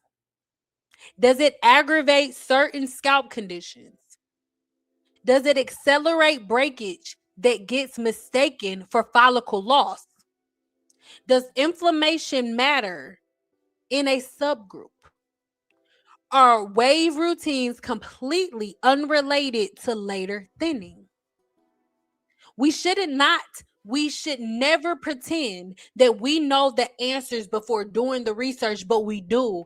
And on social media, y'all pretend that y'all know the answer to these questions, but y'all have done no research. But all of the research that was actually done over 50 years ago shows that if you constantly oil and grease the scalp, you end up creating follicle miniaturization, and that is the reality that Black women are living in and Black men are living in 50 years after the study was done, that nobody read and nobody paid attention to. And in 2026, y'all are preaching and teaching a pattern on social media that scientists proved in 1970 will lead to follicle miniaturization, occlusion, seborrheic dermatitis, androgenetic alopecia, and so many other things. Because one of the leading causes of androgenetic alopecia is follicle miniaturization, and one of the leading causes of follicle miniaturization is coating and plugging the scalp. And one of the main practices that Black people practice and are a part of is what? Things that cause follicle occlusion, oiling and greasing the scalp. And it was made popular through Softy Grease. And the creators of Softy Grease told you that grease and oil should never be put on the scalp unless it was going to be shampooed right out. I need everybody to be answering these questions. I need it to make sense. We should absolutely be asking these questions. But anytime somebody asks a question like me, I'm the shaker-upper question asker. But when the shaker-upper or question asker start asking questions, everybody gets defensive. But everybody should be asking these questions. The next time somebody tells you to grease and oil the scalp, you ask them what changed. What's changed since 1970 when the creators of Softy Grease put on the back of the bottle that the only time you should be using it on the scalp is if you're using it as a treatment, putting it a cap on, and then shampooing the scalp after. Ask why. Why? We should absolutely be asking these questions. Why are we not asking these questions? So let's talk about my position today. Give me a 3 if you still with me. We're going to calm down. I hope nobody's offended. Give me a 2 in the chat if you offended. Or no, give me a 2 in the chat if you not offended. And say, I'm offended. You're mean. If I am offended, you say, saying you're mean. You hurt my feelings. I like grease. I like grease. It's a strawberry. I do like grease. You know? Let me know. What is it? What it is? What it is, baby? If you offended, say you hurt my feelings. You're mean. You're a mean lady. You're a mean lady. So my position today. After examining these ingredients and the historical evidence surrounding pomade use, I don't recommend routine application of heavy lanolin petroleum grease directly to the scalp. That is my position. It's stronger than simply saying everything in moderation. We can do a little bit at a time. No. At the same time, I'm not going to tell you that the science has proven Softy causes male pattern baldness when it hasn't, because nobody has spent the time to do the research, because they know that Black people aren't going to listen to them anyway, so why spend all of the money? Those two positions are not contradictory, though. I can reject a grooming practice without inventing evidence against it. I can do that. I can believe that years of heavy scalp greasing deserve investigation while acknowledging that androgenetic alopecia is a real, well-established form of hair loss. And one of the main causes of it is follicle miniaturization. And what is one of the main causes of follicle miniaturization? Occlusion. And what is one of the main causes of occlusion? Grease. Does that make sense? And I can question what happened during decades of Black grooming culture without blaming Black people for their own hair loss. Because who is truly to blame. It is not Softy hair grease. They did not tell y'all to do that. Originally, it may say something different now on the back of the bottle, but the original told you not to put it on your scalp.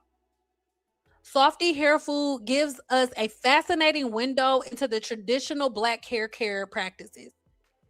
Its formulas have predominantly featured ingredients such as petroleum and lanolin. With some ingredients, declarations have also listed mineral oils and paraffin. Softy's own directions have included applying the products directly to the hair and the scalp as a special treatment. Lanolin itself is a refined wool wax produced from materials secreted by sheep's sebaceous glands. It has legitimate emollient and protective properties for the skin, but that doesn't mean that it belongs on the scalp. But the historical evidence around pomades should not be ignored either, the way that they are. I need us to put just as much attention into that study in 1970 on pomade acne as you do into relaxers, because they have more men in the initial, at the ending, they have more proof. Listen, that's the study on pomade acne has more proof that pomade acne is caused by men greasing and oiling the scalp, then the study on relaxers have proof that relaxers cause cervical cancer, and that's a fact.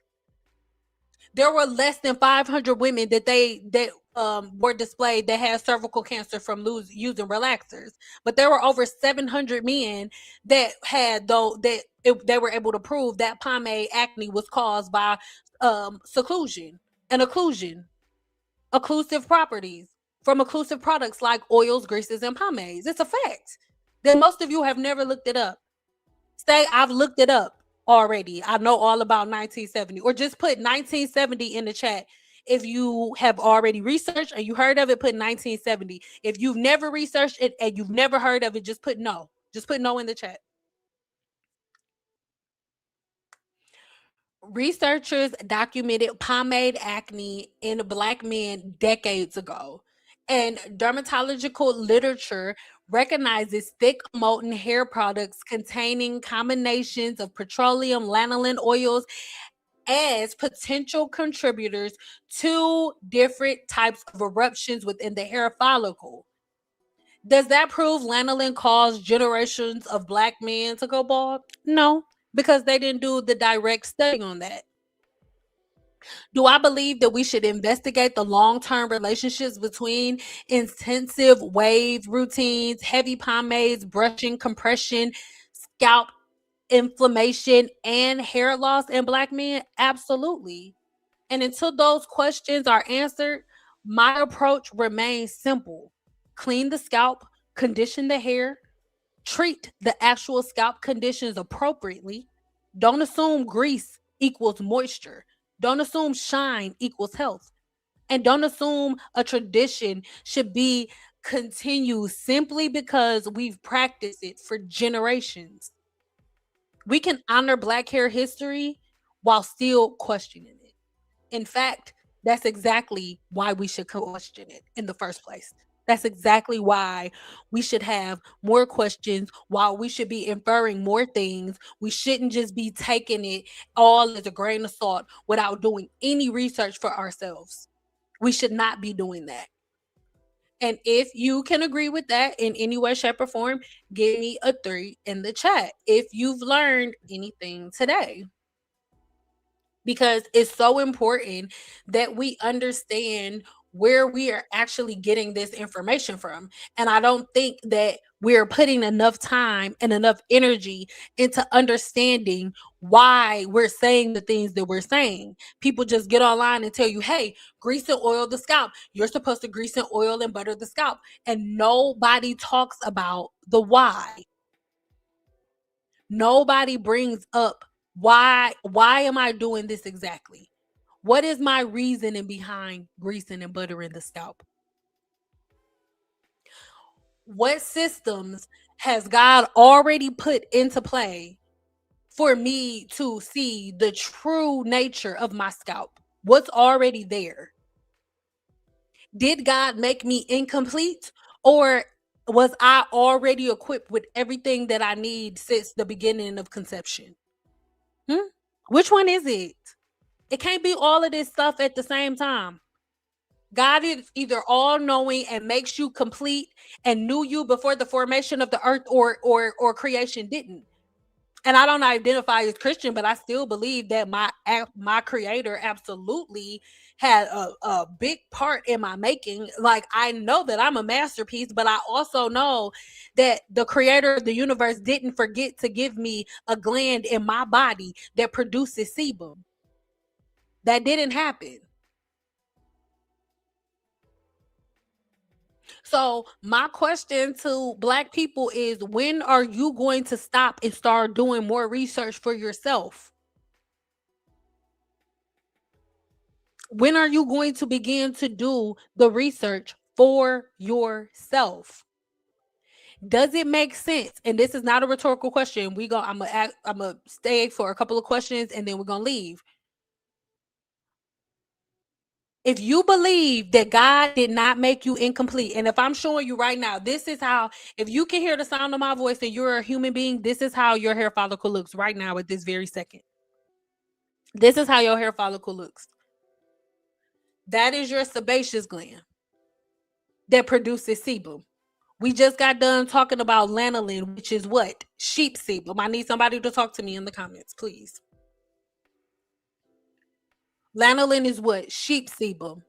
Lanolin comes from the sebaceous gland of sheep. But as a human being, you have your own sebaceous gland. So the next time somebody tells you to put oil on your scalp, especially a softy grease that is made of petroleum and lanolin, which is sebum from the sebaceous gland of sheep, I need you, you need to make sense of why that sheep sebum and that grease in the jar is better than the sebum that's coming out of your sebaceous gland, because that's all it is. You greasing your scalp with softy grease or anything that contains lanolin, and we're talking about lanolin specifically today. Anything that contains lanolin comes from the sebaceous gland of sheep. Your sebum that was created to coat your scalp comes from your sebaceous gland. Does it make sense for you to use something that was created in sheep's sebaceous gland instead of using what's in your sebaceous gland? Does that make sense? Can I get at least one person to answer that? Does that make sense to you? It's just a question. I'm not telling you what to do. You do what you want to do. And if after listening to this information, you using lanolin is still better than using your own sebum, then okay. Do it. Go do it. If that makes sense to you, you're not the type of person that I'm talking to, and that is okay. I encourage you to go follow your lanolin masters. I encourage you to go back to the hair greasing lesion and keep greasing it with softy. I encourage you to do it. But I'm asking you a question. Does it make sense for you to cover your scalp in sheep sebum? Or does it make more sense for you to create a more verdant environment for your scalp's natural sebum to come up over the hair shaft and cover the scalp? This is how your scalp looks when it's healthy on a microscopic level. Does that make sense? If this don't do something for you, I don't know what does. I promise you on the wrong channel. I've been trying to talk differently for a long time and it don't work. So I'm not doing it. There's literally nothing else that I could do. There's literally nothing else that I can do to have people hear me at this point. If you don't see this connection, this is not the channel for you. Is it a real thing? Does it make sense to you to cover your scalp or your hair shaft in another animal sebum instead of creating patterns and routines that make it easier for your scalp's natural sebum to coat your hair shaft? Does that make sense? Yes or no? And for the most critical minds who are not trying to be argumentative and combative, it doesn't make sense at all. For most people, it doesn't make sense at all. And most people think that occlusion equals it being better. But the reality of it is, a lot of you would be like, okay, well, I've been doing things right this whole time. I've been oiling and greasing and buttering my scalp and all of the things this whole time. I've been using softer grease this whole time. How can using grease cause breakage? Or you've been greasing your hair this whole time. Do you stop greasing it? You comb it, your hair is breaking if you don't have grease. Well, let's break this down before we leave. Somebody put in the chat cuticle occlusion. Cuticle occlusion. How heavy greases seal the hair and why it can cause damage over time. Again, I am a scientist. I do not work in instant gratification. I'm talking about progression over time. And progression over time is what y'all ignore. Because a lot of the team natural people, they started telling you stuff, but then they left. When the progression and the manifestation popped up and their hair started to bald or thin, they either left YouTube or they cut all their hair off and did another big chop. I have so many of you in my DMs sending me different videos of different YouTubers that have cut their hair and did big chops all within the last 6 to 7 months. I'm not doing videos on them because I already told you, and I'm not here to embarrass anybody, but I told you it was coming. And nothing's changed. Everything that I said still stands. Nothing's changed. So just go back to the original videos that I have for free and watch those because I already told you that it was coming. Hair anatomy. The cuticle is the protective shield that protects the cortex of the hair shaft. Your hair, the cortex is where the bonds are. That's where your melanin is. All of the things, the salt bond, the hydrogen bond, all of the things. You open the cuticle with water. The hydrogen bond that keeps the hair together, one of the bonds that keeps the hair together, lives in the cortex. You put water on the hair, you break the cortex that lives inside. You break the hydrogen bond that lives inside the cortex. So when your hair is wet, the hair is weaker. The bonds that are living in the cortex have been broken. I don't care who on YouTube tells you that your hair is strongest when it's wet. They are lying and uneducated. The science does not say that. There are 3 bonds that hold your hair together: hydrogen, salt, and disulfide. Hydrogen is broken by water. If there are 3 people holding your hair together, and if it's a team of 3 and they cannot operate, they can't stand without all 3 of them there, and then one gets injured, can that team still work? No. They can't do nothing until the third leg is back in full health and strength. So why mentally do we think, or why is it even up for debate of whether or not the hair is weakest or strongest when wet, when the hydrogen bond is broken when wet, and the thing that's holding your hair together is the hydrogen bond, the salt bond, and the disulfide bond? I'm not willing to argue and go back and forth with anybody about if whether or not the hair is stronger or weakest when wet. It literally makes no logical sense. None. I can prove to you that the hair is weakest when wet. You cannot prove to me that the hair is weakest when dry. You cannot prove that to me. You can't. You can prove that your patterns and your routines are bad. So when you comb your hair, when it's dry, it breaks. You can prove that. But you cannot prove that the hair is strongest when it's dry. You cannot. But I can prove to you that the hair is weakest when it is wet. For a definite fact. You can prove it to yourself right now. Go on any type of search engine, go on any chat box, go anywhere and type in, break it down scientifically, what I just said about the hydrogen bond, and I guarantee you the same thing will come up. So when you hear the intensity of my voice and when you read my comments and you see that I'm not entertaining people and I'm short with people and I'm cutting people off, that's why. I'm not entertaining ignorant conversations. When you see me not entertain or be dismissive of someone when they're like, oh, you have to grease the scalp and softy grease is the best. I'm not entertaining it because as a research scientist, I've done my research. And in 1980, he said that softy does not go on the scalp unless you're trying to cure an infection. That's what they said. I also know for a fact that softy hair grease was not made for women. It was made for men. It was made for men, by men, and the primary usage was in the barbershop, not the hair salon. These are the same people. Softy, Dax, Blue Magic, and Murray's. It's all the same.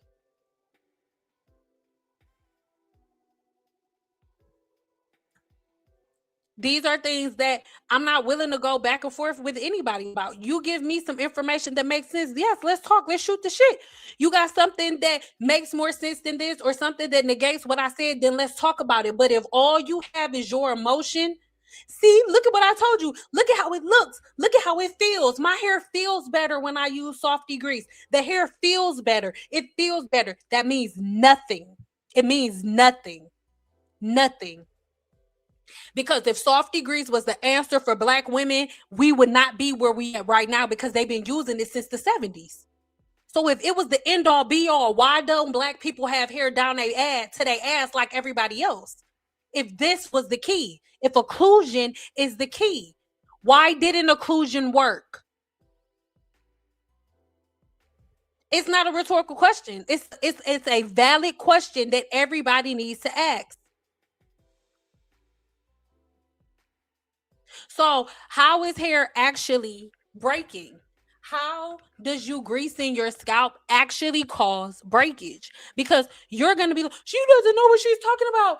How does adding grease to the scalp? No, it helps me retain length for a short period of time. For a short period of time. I also need you to be aware. You see how right here the demonstration or the video, the picture of the human hair shaft, how there is a cortex, there is a cuticle, a cortex, or a medulla, right? Not everyone has a medulla. I'm not just saying that only Black women have a medulla. I'm saying that people that have extremely thick hair, so you know all of these Black women on social media that you idolize with big, huge, thick hair, and they do all of the shit that I tell you not to do, but their hair seems fine. Most likely they have a medulla, because women with really, really thick and really dense hair, they have a medulla, but a lot of people don't.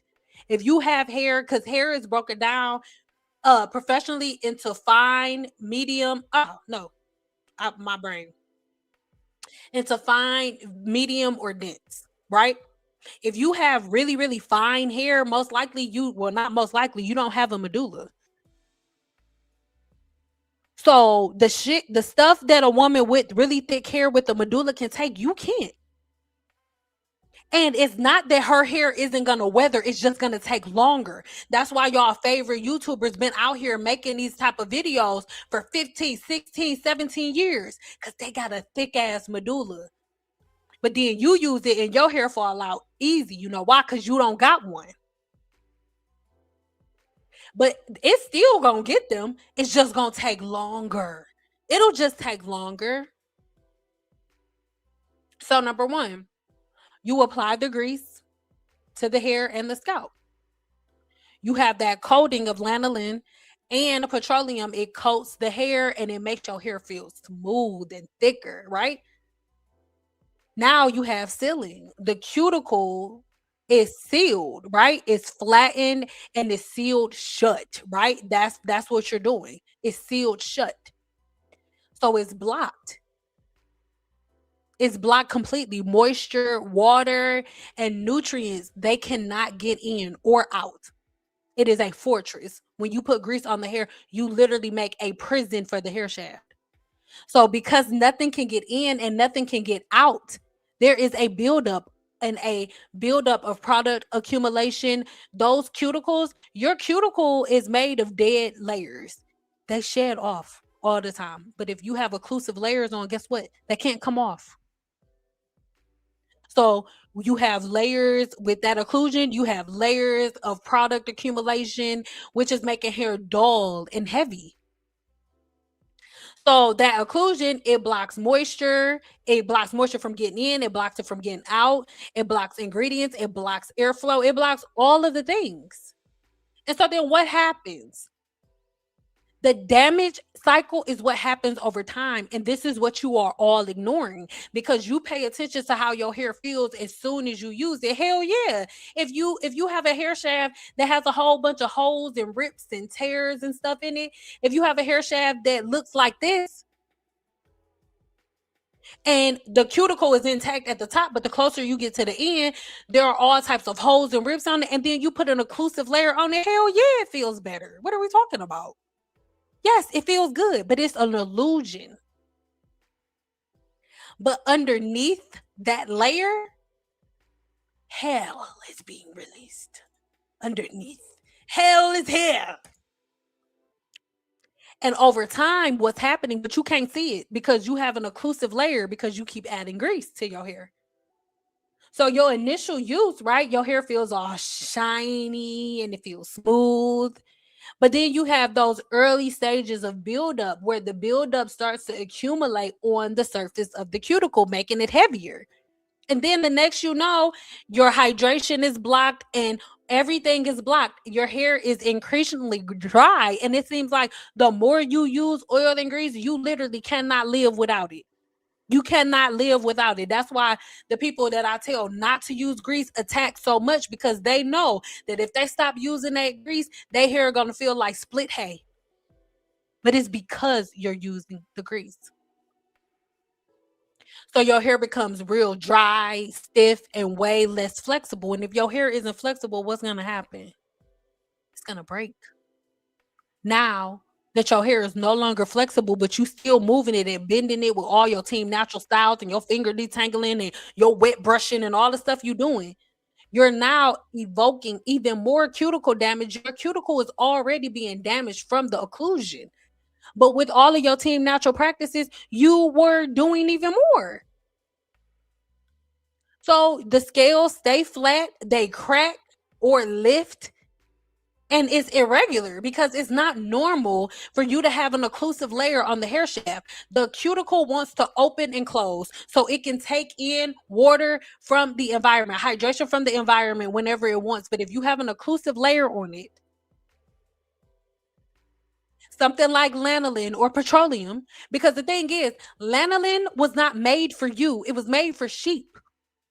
Sheep's wool and your hair may look alike, but it's not the same. So the way that your sebum is supposed to manage your hair shaft and the way that lanolin is supposed to manage the human hair shaft are very different. But for whatever reason, Black people, for whatever reason, think that they're just like sheep. Don't get offended by this. You act like it. Somebody tells you something to do, you're going to follow them like sheep do, but you are not a sheep. Bah, you're not. So then, after the cuticle damage and the cuticle keeps getting weaker and weaker over time, thus weathering that I tell you takes anywhere between 6 months to 25 years to show up, then down the line, you start getting breakage and thinning. Hair becomes weaker, more prone to breakage, and then it starts to thin out. The cuticle layers start to slowly break off, but you can't see it because it's covered in oil and grease. And grease and oil do the same thing. They both create occlusion, and that is what y'all are following. This occlusion that gives you the illusion. And somebody says, "Oh, yeah, it's going to help your hair grow. Your hair going to grow real good." And everybody follows. Bye, bye. Mary had a little lamb. She greased her scalp and hair. It's annoying. We have to start thinking for ourselves. Just think for yourself. It's very, very simple. So we need to start looking for signs of follicle and cuticle occlusion. But right now we're talking about the cuticle. Hair feels heavy and coated or sticky. You have dullness and the lack of shine. Your hair does not shine unless you put product on it. You have dry, rough, or strawy like texture out of nowhere. Products sit on top of the hair instead of absorbing. Hard water plus buildup, that makes it even worse. Or you have way more shedding and breakage and split ends than normal, and you're not doing anything wrong but layering your hair shaft with products and grease and things of that nature. And then the scalp feels itchy, tight, sticky, or flaky, and you're just going to add in more grease. Or you have slow hair growth due to weak and stressed strands that cause stress intelligent effluvium, which slows down the hair growth cycle. I really need us to have these conversations. I'm a hair loss practitioner and I was just educating about hair grease yesterday. Oh my God. Listen to me. I wish I could. Oh, where's the link? I'm about to. Can you talk? Because I'm gonna invite you up. I'm gonna invite you up here if you can. Actually, that's just anybody. I'll do the last set of questions. Dropping the link if anybody wants to come up here and speak on it. I just want to say I don't have a problem with you disagreeing with me. I do not have a problem with you disagreeing with me, baby. If you disagree, I just need y'all to know. I just need you to know. Oh, you at work. Okay, boo, but no, you can't say nothing. You can come up here another day though. But I just need y'all to know that I dropped the link, and if anybody comes up, girl, don't shoot if you don't want smoke. That's what I'm saying. Don't come in up here talking about shit, girl. Cause I'm gonna match your energy, and I don't think you're gonna like it over here. It's different over here, baby. But there's the link for anybody who want to talk. I don't care who it is. Let's go. Let's do it. Anyway, you guys go ahead and start dropping your questions. I'm gonna answer a couple of questions, and then we are going to head out of here. So I have a little bit of editing to do today, and I'm probably gonna post a video maybe today or tomorrow. I don't know. And then tomorrow, all of the orders go out. So I'm so excited about that. We finally have our last batch of abstracts that are done, cooking. So now, today has been a packing day and stuff like that, and bottling and labeling. And then tomorrow the orders go out. So if you're waiting on an order, make sure you check your emails, because tracking numbers and emails will be going out tomorrow. Okay. So thank you. Ooh, listen.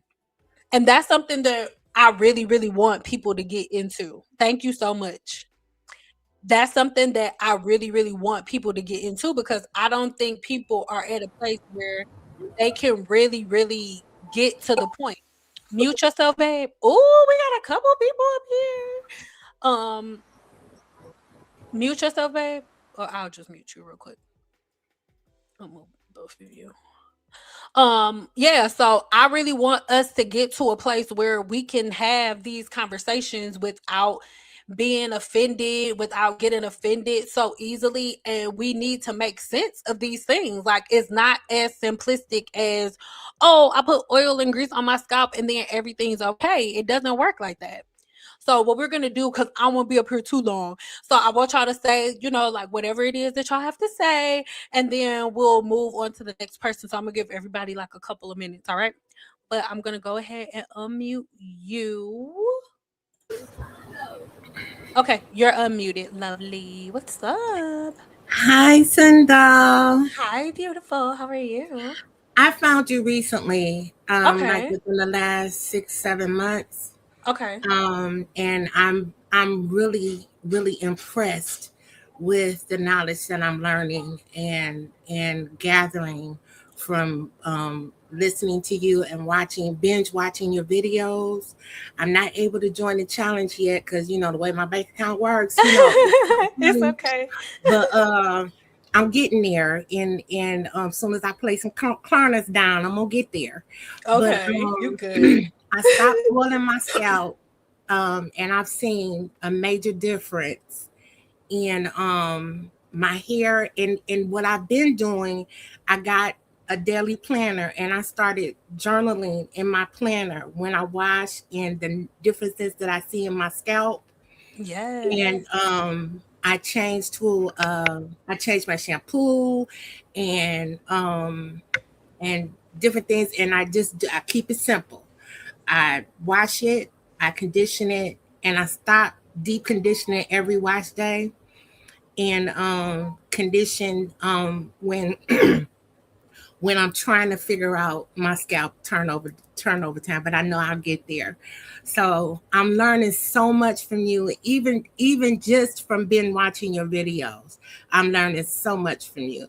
And I really appreciate it. And I'm going to get the 7-day challenge journal and learn further. Well, I appreciate you so much. And that makes me so happy because I promise that when I get up here and make these videos, I'm not like, oh, hell, send down. Like, I really just want you to like stop and think and like look it up and just try it for yourself. And I'm so glad that you did that because it literally cost you nothing to stop oiling your scalp. It costs less. It's like, okay, let me be my own scientist and try this Free.com. myself. You know, Free.com. girl. It saved you some money. You not spending It all that time. did. It saved you time and money. Girl, And no. it saved me money because I stopped buying all that stuff. I stopped the Team Natural products. I was in between Next 6 and Kenra, Okay. and I picked Kenra. And I'm using the Kenra products, the volume shampoo, because I have high porosity, kind of like thin hair. So I'm working with that, and my silk presses are phenomenal. They're coming out Oh, great, and I do sweat my scalp. So what I'm gonna start doing is doing twist outs when I'm gonna sit under the dryer and okay. set my hair. So I think that'll lend better to my hair because my roots get real bushy and my hair be standing all over my head, but it be straight on the ends because I be sweating on my I scalp. was gonna tell you something, but I just felt like everybody within my challenges like, seeing what are you doing? Because I break down what you can do in return. You know what I mean? Like, so whenever you I'm join, you'll picking get up it. on stuff. I'm picking up on stuff. I'm picking up Mm-hmm. on setting my scalp on um yeah, trying to set my bonds in my scalp and when they get wet. So Yeah. I'm figuring it out. I'm You got learning. it. Listen, you got it. I'm just so happy that you are keeping it simple and there's less complications because when you're not completely submerged in Team Natural, you save so much money. So I'm just really, really happy that you were able to get out of that echo chamber and just be able to think for yourself. And it means everything. Thank you Thank so you. much for sharing, babe. I And I'm from appreciate the you. D, coming from the D, so Hold I on, just wait a minute. Wait, I didn't. I'm Okay, from the wait. home. Okay, wait. Okay, listen, Linda, listen. I didn't want to do it. You know how people be get irritated, like, why y'all always gotta say y'all from the D? So I wasn't trying to say it, but when you was talking, I was like, she sound a little. I'm from the She sound like D, yeah, girl. she sound like one of my people, and like it's so funny whenever I go back to Detroit and then I come back. Like people in here be like, "Oh my God, you got your accent back," and I'm like, "We don't have an accent until I hear people People from tell me that Detroit all talk." the time. I get the same thing. And I was like, I don't have an accent. And I was like, yeah, you got an It's accent. the way you was like, we do the same thing. It's like the way you. I was like, ma'am. My grandbaby want to say hi. Say hi. Okay. Say Hi, hi. honey. Hi. Hi. Hi. Your grandma the goat. Y'all ain't gonna be slipping and sliding on oil because your grandma didn't got it together. Got Okay. it together. Girl, I was making my own oil and everything. And then when I first of all, it got labor intensive and it was just too much. Yeah. And then then I stopped making it. It was just too much. Mm-hmm. And then when I learned about what you were saying, first of all, I saw that all of my team natural people that I was following, they fell off. I wasn't getting their Because the videos. hair fell off. They Sorry, that just slipped and out. that's what they hadn't posted for like over a year. And I was like, where are all these people? And I'm looking for natural hair content, and I couldn't find it. And that's where I found you. Okay. And when you start saying when I started listening to you, it started ringing true that they must be experiencing hair weathering because they all fell off. And I said, okay. And I experienced it myself a few years back. I didn't know that's what it was. But the left side of my hair just got chewed up because of all the stuff that I was doing and wasn't doing. So, like I said, I appreciate everything that I'm learning from you. And I'm going to continue to learn. And thank you so much for opening my mind and my eyes. Oh, it is my absolute pleasure. And thank you so much for sharing this with me. Okay, Jade, Jade of Thrones, you can unmute yourself or I'll unmute you. There we go. Hey girl, hey. Hey, girl. Hey, how are you? I'm good. How you doing? I'm doing really, really good. How are you doing today? Oh, girl, you look cute with that red lip. Okay. Girl, thank you. Thank you. And you know that's a wig, right? Well, it's cute. Yeah, I be trying to make it look natural, but guess what? Thanks to you, I'm gonna have my real natural hair one day, and I'm gonna be able to have that on there too. You got it. Either way. And But I'm glad you brought that up because I just want to know. I know a lot of people are new here. I'm not anti wearing your hair natural. I'm anti that being the only way you wear it. And because your hair is curly, that means you can't comb it. It's a whole nother thing. So let me just put that in there. But go ahead, boo. child, I would rather wear a wig if I want to have that look because Girl, the what? tangles is real. Like I don't care if you 3A, 3B, 4A, 4B, 4C.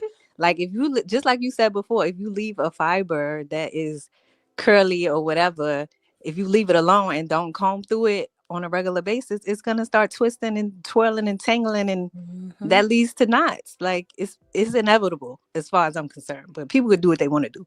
Girl, But they can do it. but I mean, it's ways to get that look. And, like back in the day, people tried to get that look with the Jerry curl, like you said before, Yep. and it didn't work. Like it did not work. So, and I remember people having a Jerry curl, and I remember asking my mom, could I get a Jerry curl? And she was like, no.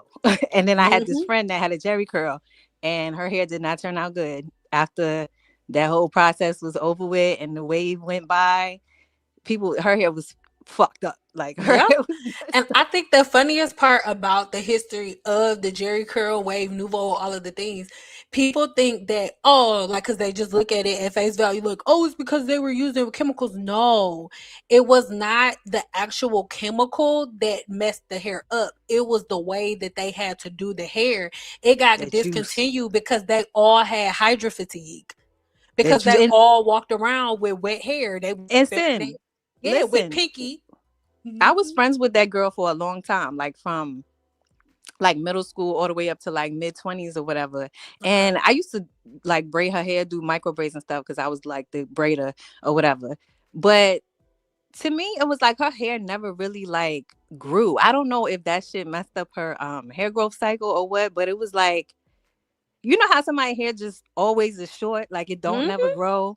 Like even though I had my alopecia struggles, like my hair grew other than the areas that was affected. Like I had my hair like in a bob, like I would wear it in a pixie cut like you, and then I would grow it out like, Yeah. and I could cover certain, I could cover my problem areas or whatever.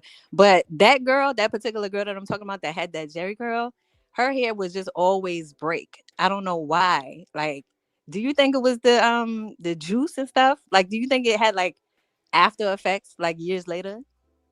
Well, not. I don't really think that it's the actual Jerry curl juice. I don't think that it's the actual Jerry curl juice or the product that they were using, but it's the same thing that I teach y'all about follicle occlusion and things of that nature and all of that. Those are the things that I want y'all to like really, really think about because it's the environment that they created on the scalp. That's why I call my things like the verdant code, because the word verdant means for you to create the type of environment on the hair follicle and on the scalp, on the hair shaft, for your body to be able to not only grow hair but sustain hair, right? And so that happens. So I'm about to block this person because this person keeps leaving this comment because obviously they want to be seen. These are the type What's of the things. comment? I just put it here on the screen. I don't So care and I am about to block you.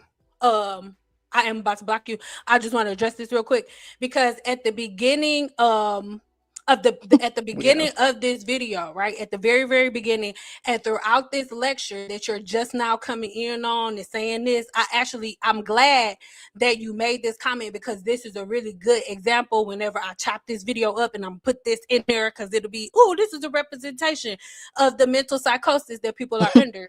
So I already gave you an example of what happens. There's a difference between hair growth and retention. She is not growing hair because she put grease in her hair. She's growing her hair because her hair grew in her gut.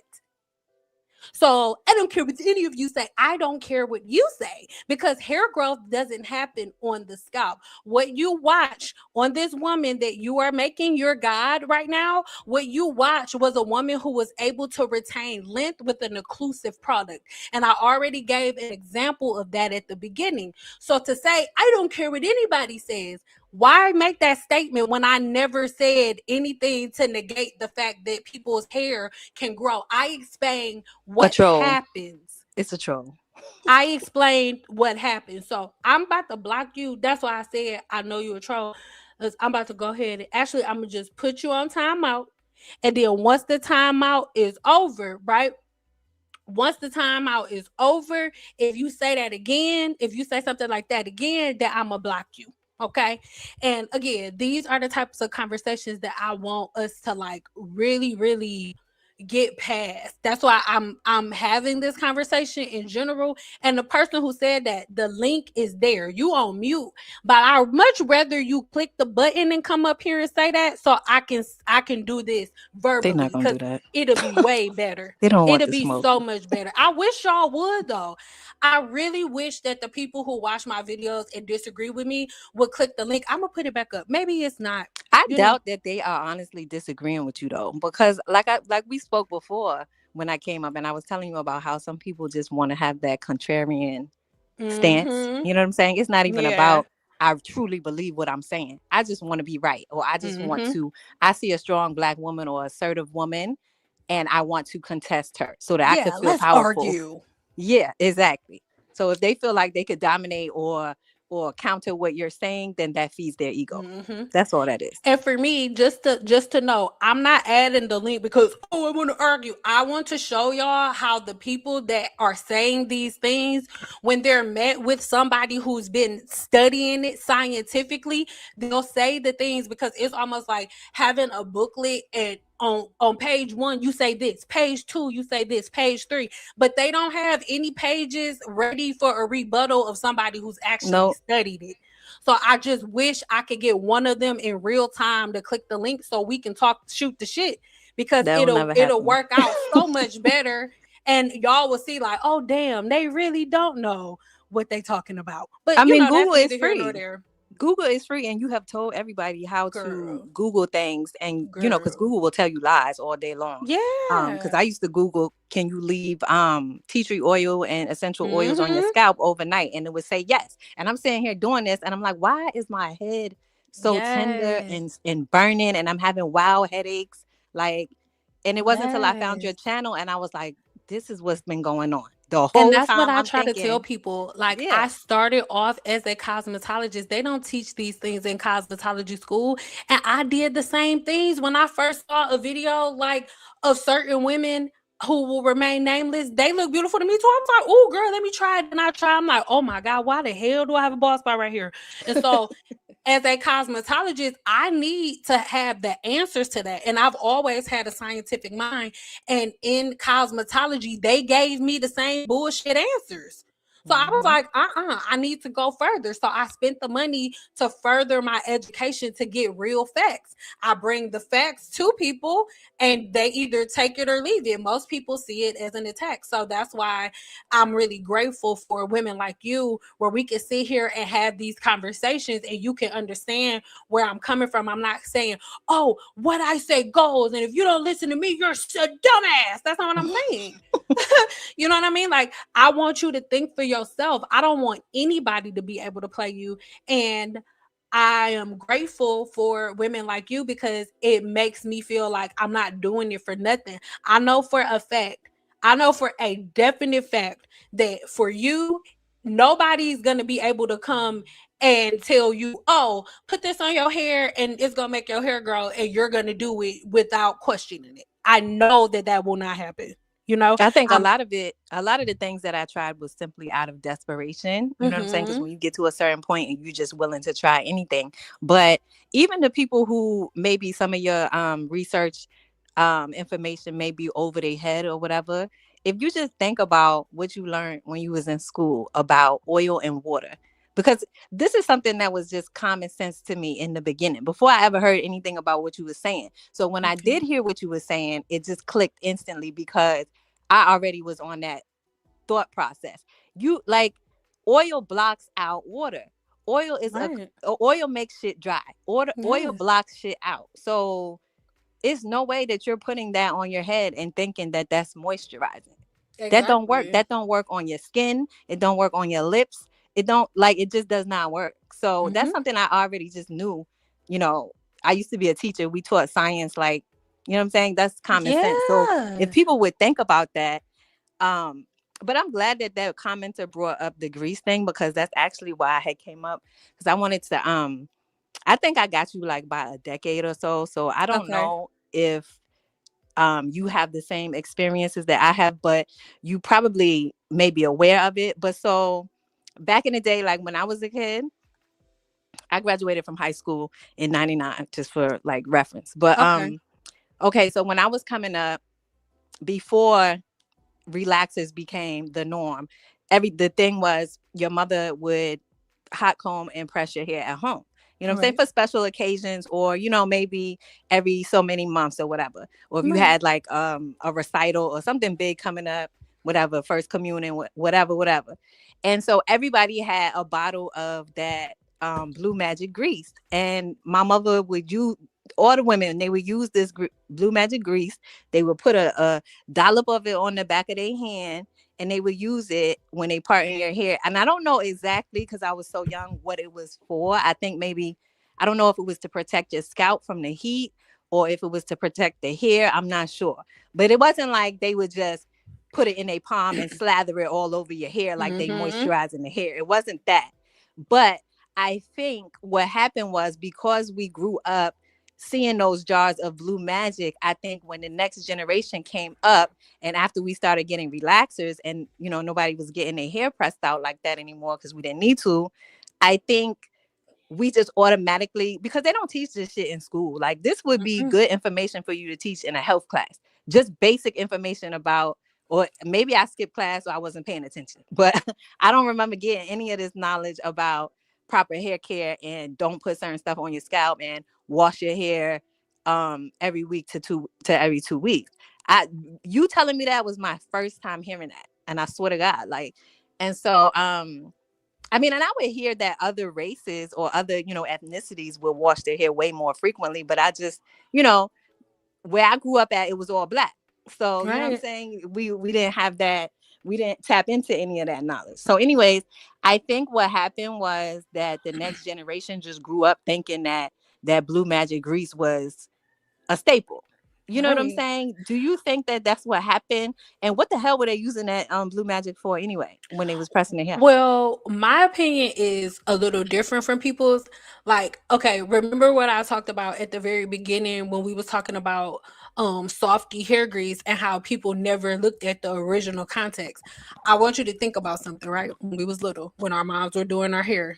And also, not only I think we focus too much on application and we don't look at it holistically. And when I say holistically, I mean everything that people were doing. By the way, Jasmine, after me and her get done, I'm gonna unmute you and then you can come up, boo. But um as it pertains to the way that everything went, right? When our mothers were doing our hair and they added grease, like you said, they weren't slathering it on. Like, you know how braiders be having a little braid thing and they just got a glide Yeah. above it. Our mothers Yeah. did not use that much grease in one sitting. They did not. And you got to think about it. When our mothers were putting grease and stuff like that in our hair, it was for protection because we were kids. Like for me, for example, even though you are a little older than me, when my mother did my hair, it was the same way when I was younger. And she would blow dry my hair and then she would put blue magic on my scalp and she would put it on my hair. But you got to think about it. Your patterns right now as a grown woman and your patterns as a kid are completely different. I remember when I was playing and my mama would be doing stuff like that. Girl, we was rolling around in the dirt. I was living in Las Vegas, Detroit, Michigan. So it's below zero weather, but we playing in the snow, diving in the snow. Yeah. You know what I mean? Like as a kid, you're rough on your hair. And not only that, our mothers were cleansing our hair with really, really strong shampoo in the night because I was born in 1990. So Okay. in the 90s, what was one of the everybody shampoo that everybody had in their house? VO5. You We had you that. can clean oil off of something in the kitchen with some VO5. It's one of the strongest things ever. So Yeah, yes, it was they no use. co-washes Yeah, exactly. There was no co-washing. They shampooed or hair. sulfate freeze. Yes, sulfate free wasn't a thing. So even though, yes, our grandmas and our mamas, they did use occlusive products on us. They use extremely stripping products to remove those occlusive layers. That's a And fact. they weren't doing wash and goes. After they got done, they were sealing the hair. Like when I think about the products that my mom used to use, my mom used to use Isoplus. And I'll never forget it because my dad's friend, he used to sell Isoplus products. So we had all of them, and they had shampoo, conditioner, leave-in conditioner, heat protecting, and a pomade that protected the hair when you took it outside.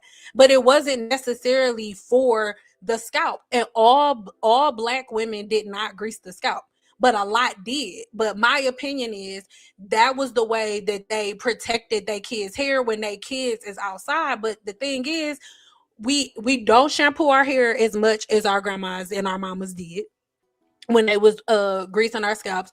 They were not using, like you just said, they were not using sulfate free shampoos and conditioners. So the things that they put on, the occlusive products, they didn't build up.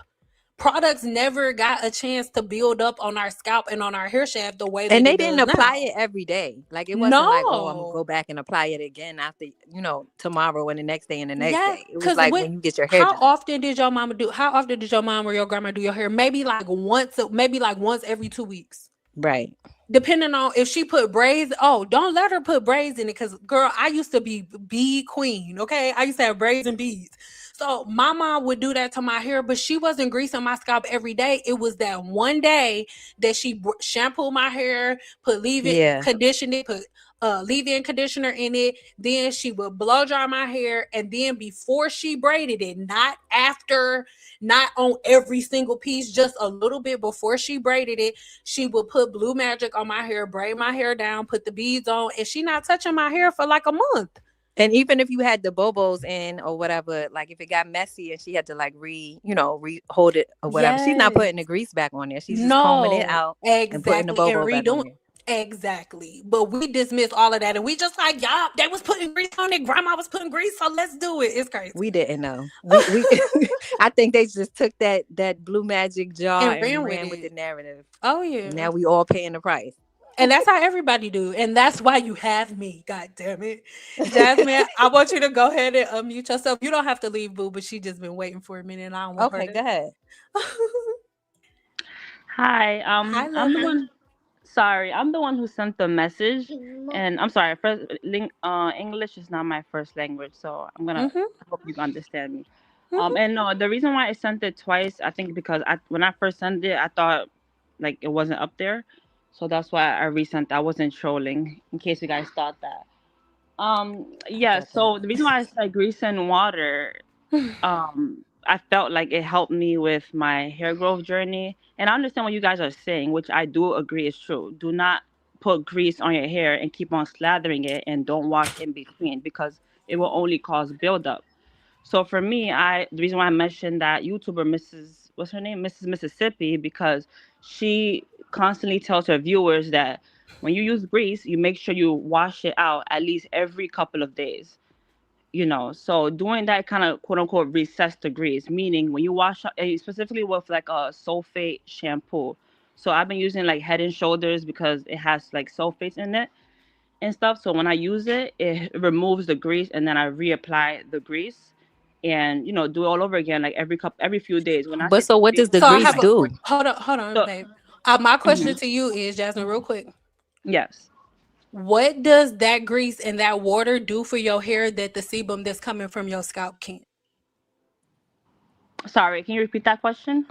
What does the grease and the water that you're putting on your hair shaft do Hmm. that the sebum that God made to cover your hair, to moisturize it, to make it easier to lubricate? Why is the grease and water that she's telling you to use, why is that more effective than the sebum that's coming from your scalp? That's a good question. I just feel like the grease seals in. For example, oil and grease do not moisturize the hair. It only seals in whatever moisture that's in your hair. Hence why we use like water-based products like leave-in conditioners and stuff like that. And water itself is a But hydrator. It's I'm a not moisture. cutting you off, but I just want us to Hmm. like stay on topic. So, Okay. because your hair gets moisture from the water that you drink and from the environment. So, Okay. by you putting an occlusive product like grease on your scalp, your hair can only have hydration from the water that you drink and whatever water you added before you put the grease on. So, No. how does you putting an occlusive product on your hair that stops your hair and your cuticle from receiving hydration from the air, from the water, because your hair is supposed to receive hydration from the water in the environment, and it's scientifically proven that the hair absorbs over 40% more from the environment it does than it does from the water that you drink or from the water that you sprayed on it with the water bottle. So that's why I'm asking you, not to be argumentative, but I want you to think, and I want the Hmm. things that you do to actually make sense. What is her telling you to put water on your hair and then covering it with an occlusive product that's going to stop the water that's supposed to come in from the environment? How is that better? That's what I'm asking. I understand what she's telling you to do and the mechanics of it. I don't really want you to explain that. I want you to explain how you putting an occlusive layer on the scalp gives you more water when it's blocking the water that you need from the environment. That's the question I'm asking. Okay. Yeah, that answer, I don't really have an answer for that. Maybe I have to do more research, but maybe I'm just going off of my own experience, since I had a positive experience with basically doing this grease and water regimen. And I personally, I'm a hijabi, like I'm Muslim, so we cover our hair every time we go outside. So a lot of the times our hair is always, covered until we get home. So, when I'm home, that's the only way like my hair quote unquote gets, I think you said, water from the environment. But it can still get water from environment when it's covered because the things that you're covering your hair with, babe, are Hmm. porous. So it's still absorbing moisture. It's a porous thing. You're not putting a non-porous thing on your hair. Even with you Okay. wearing your hijab, babe, you can still your hair can still absorb water from the environment. And your with your hijab on, the oil that you're and the grease that you're putting on, it gets absorbed by the cloth that you're putting on your head. I'm not being argumentative. I just want you to think about the things that you're saying. I just want you to think about the things that you've repeated. Because if you've been here this whole time, we've been talking about Yeah, I occlusion this haven't been whole here. entire time. That's what we've been talking. That's why I got irritated when you said it, because it was almost like, and I'm guessing that maybe you came in at the end and you Yeah, I missed kind the of came in whole. and like saw a few comments saying Yeah, but basically quote unquote the reason bashing that I Greece. got So irritated is because my entire conversation has been about putting occlusive products on the scalp and what it okay. causes. And then you come in and like the best thing to do to the hair, because this girl I'm on sorry. YouTube said to Because do I'm it. just Like, it's tired like, of girl, what everybody. the hell? I Can I say understand. That's something my to her fault. real quick, Jasmine? Yeah, go ahead, boo.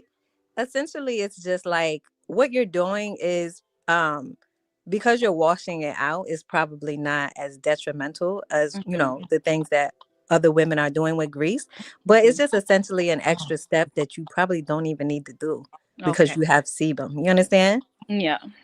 Yeah, Okay, I see you'll get that. the same Maybe, results. yeah, maybe I just never tried without. Maybe I should give it a try without using grease and see if I still, you know, get the same results when Yeah, it comes just to left and that's what I retention. want you to do. I'm not saying, look, oh, you're wrong. She's stupid. I don't care. I don't care nothing about Miss Mississippi, Georgia. I don't care. I don't even want to. I don't care. But what I want you to do, okay, you've been trying it her way. That's fine. You know what that gets you. You already know. What I want you to do is try to allow your body to do what God made your body to do. When you was born, you ain't pop out of your mama woo-ha with with some grease. You ain't Yeah. pop out with grease, but you popped out with a fully functioning sebaceous gland.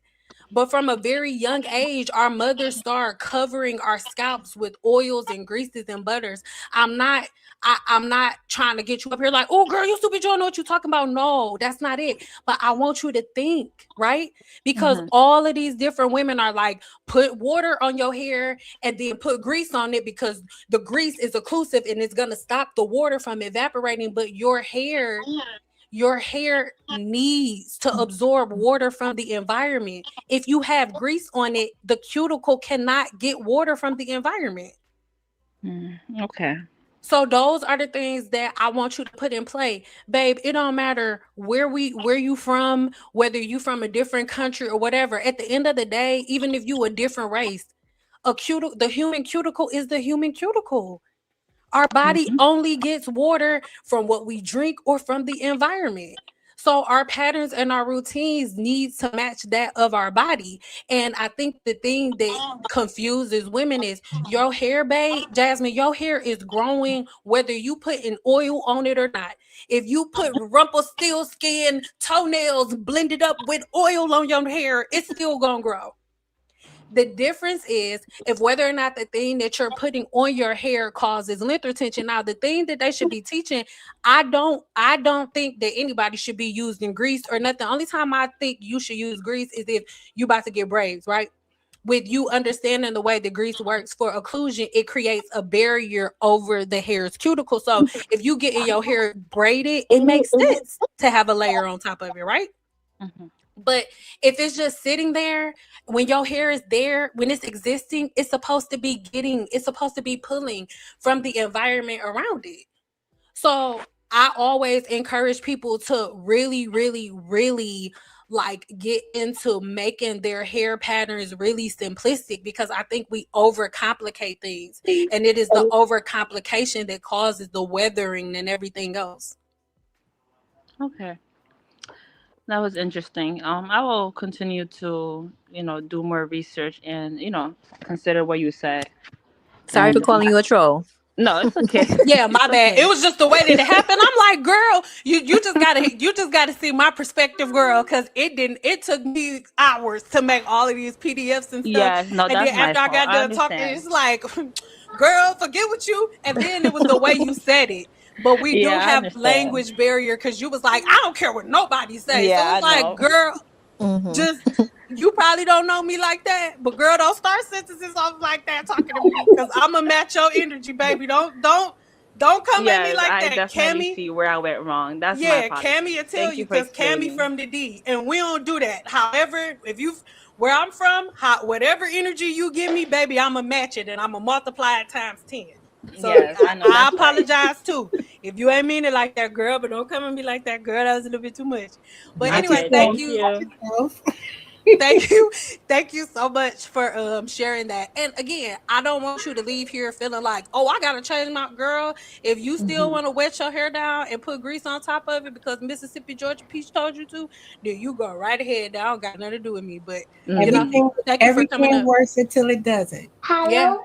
Everything works until it doesn't. So, thank you for joining though. I appreciate Yes, it. thank you. Ooh, I like Jasmine, y'all, because Bye bye. Jasmine the only one that's had the balls to come up and like, girl, like I said, sin, like I said. Kudos to you, Jasmine. Kudos to you. Thank you. I appreciate it. Ooh, I wish more of it was like spicy, like you. Ooh. No, but I'm not gonna keep y'all too long. Does anybody else have anything that they want to say? And if anybody else wants to come up, I'll drop the link one more time. Anybody? Okay, When are so you gonna be going live? Like, do you send out a notification for the lives or no, or like an email? I'm not gonna lie. Like, okay, I feel safe with y'all. I feel safe with y'all. I think okay, I started doing hair when I was I'm telling it like this because I just don't want nobody to judge me and be like, see, I'm being extra. So I've been doing hair. I got my license when I was 19, right? So since I was I'm 36 now, and since I was 19 years old, I have had my days, weeks, months controlled by other people.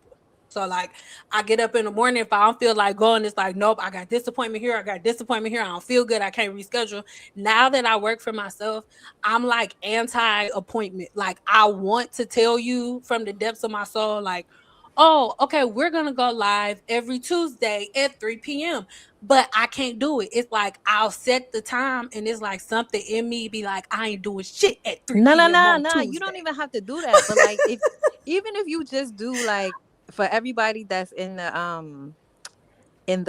course or Membership? whatever, Oh yeah, in the yeah. membership, if you just send out a mass email blast that day, like I'm going live at 7 p.m. tonight or whatever have you, because I be wanting to catch these lives, and I want you to start doing lives on your spiritual channel too, and send an email blast for that too, Oh because yeah. I be That's needing coming people next to month talk for to. sure. I be Like, needing people to talk to that's on my frequency, and they oh not my nowhere God. around me. Girl, you and me both.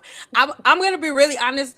Like I'm Ew, and I just feel attacked by you and my spirit team because, like, it's something that I'm supposed to be doing, but you know how it's just like, man, I just don't Just like do it whenever you feel like my it. Like just spirituality. whenever. No, not from that aspect, but like just my spirituality is so like sacred and precious to me, and the way that I go I back get and that. forth with people Yeah, about hair and stuff, I'm not doing that. Like, I get I that. feel like this. I'm like, I would never go back and forth with nobody about their man, how they man treat them. So why the hell would I go back and forth about the creator of my soul? That don't even make sense to me. You know what I'm saying? So that's why I'm like just trying to figure out the right way that I like want to present it to people, and then I'm gonna bring it. But I promise, I got you. Because remember the last time when we was in here talking and we said one thing, and all of the holy rollers was like, "Y'all going to hell, no?" And I Well, just, that's what oh I'm my, saying. It has to be like a safe space, and it yeah, has to yeah, be for people yeah. who are on a spiritual journey. Like if you're locked in on um organized religion, then you don't even need to tap Just in. Or don't if you even tap come. in, just know that we're going to be speaking about stuff that's not going to align with you, Yeah, and just that's your choice. shh. I'm just No, saying. I got you, but I can make that promise. I can make that promise that I will definitely separate that for sure. And I know that doing the email blast for just a certain people, because I do have my email list segmented, so I will do that. But for sure, I'm finally getting everything set together for the Send Out the Scientist channel. So over there, we'll be having a lot more like live broadcasts, and I'll use that channel to do our private lives for the gurus. But that for sure, I'm gonna be getting on y'all nerves. Y'all gonna be like, "Seeing I'm at work, so what? Put your headphones on and put it on mute." No, I don't care. I will listen at work. I'll talk at work because I don't care. Right, I right, I'm on my way out of this matrix, God willing. girl. Everything aligned for me. A job is the last thing that's gonna be on my plate.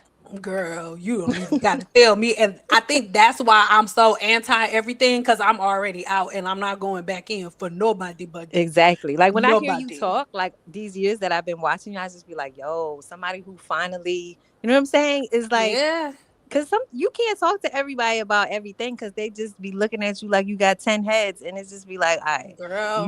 you not feeling me. Like you don't But no, understand. I know I'm definitely making a mental note. Like, seriously, when I do my first live over there, I definitely want to have you up so people can hear Black women have that conversation. I don't know if you watched the video, but me and Danica, we went live on her channel. The name of her channel is Dope Discussions, and me and her had a conversation about religion. And I just didn't even look at her comments. We had a bunch of like holy people attacking us, but for the most part, it was really, really, it was a really That's good on your conversation.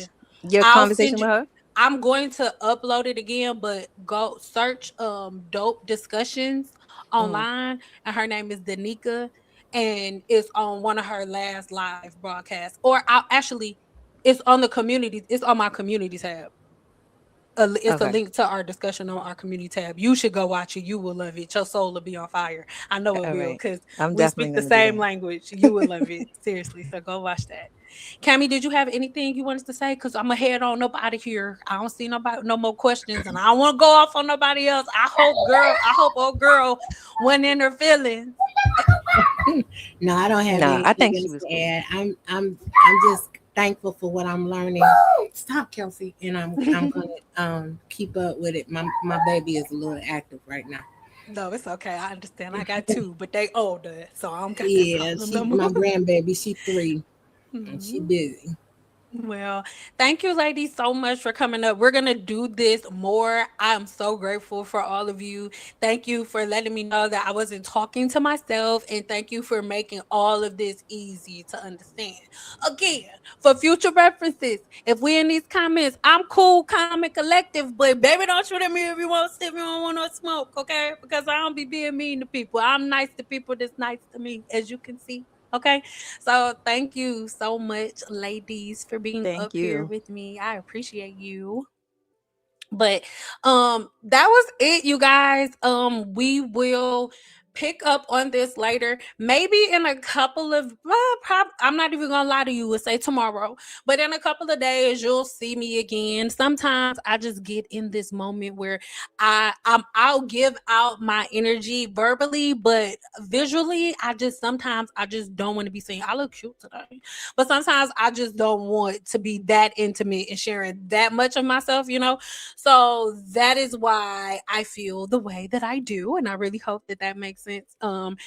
In the description box below, there will be all the information that everybody needs. This is a longer video. Obviously, I may leave this up here, but for sure it'll be on my channel.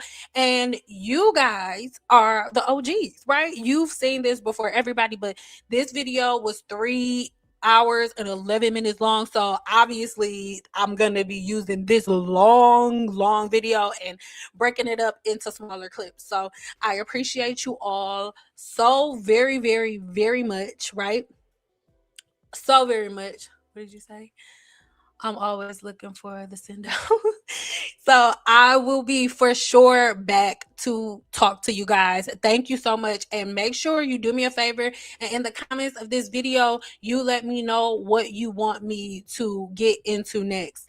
And I just want to say for this, for all the Nickelback berries out there in the streets, I just want everybody to know this video was not to attack one specific person on anything. This video was about the story behind Softy hair grease, and that is it, and that is all. And it is up to you to go further and research the history of Softy hair grease. And if you still feel comfortable in using lanolin in your hair, if you still think that the sebum that comes from sheep's sebaceous gland is more powerful or more useful than yours, then by golly, keep using it. What was her name? Jasmine. Baby, if you still want to wet your hair and put grease on it and block your hair from receiving moisture from the environment, then you go right ahead.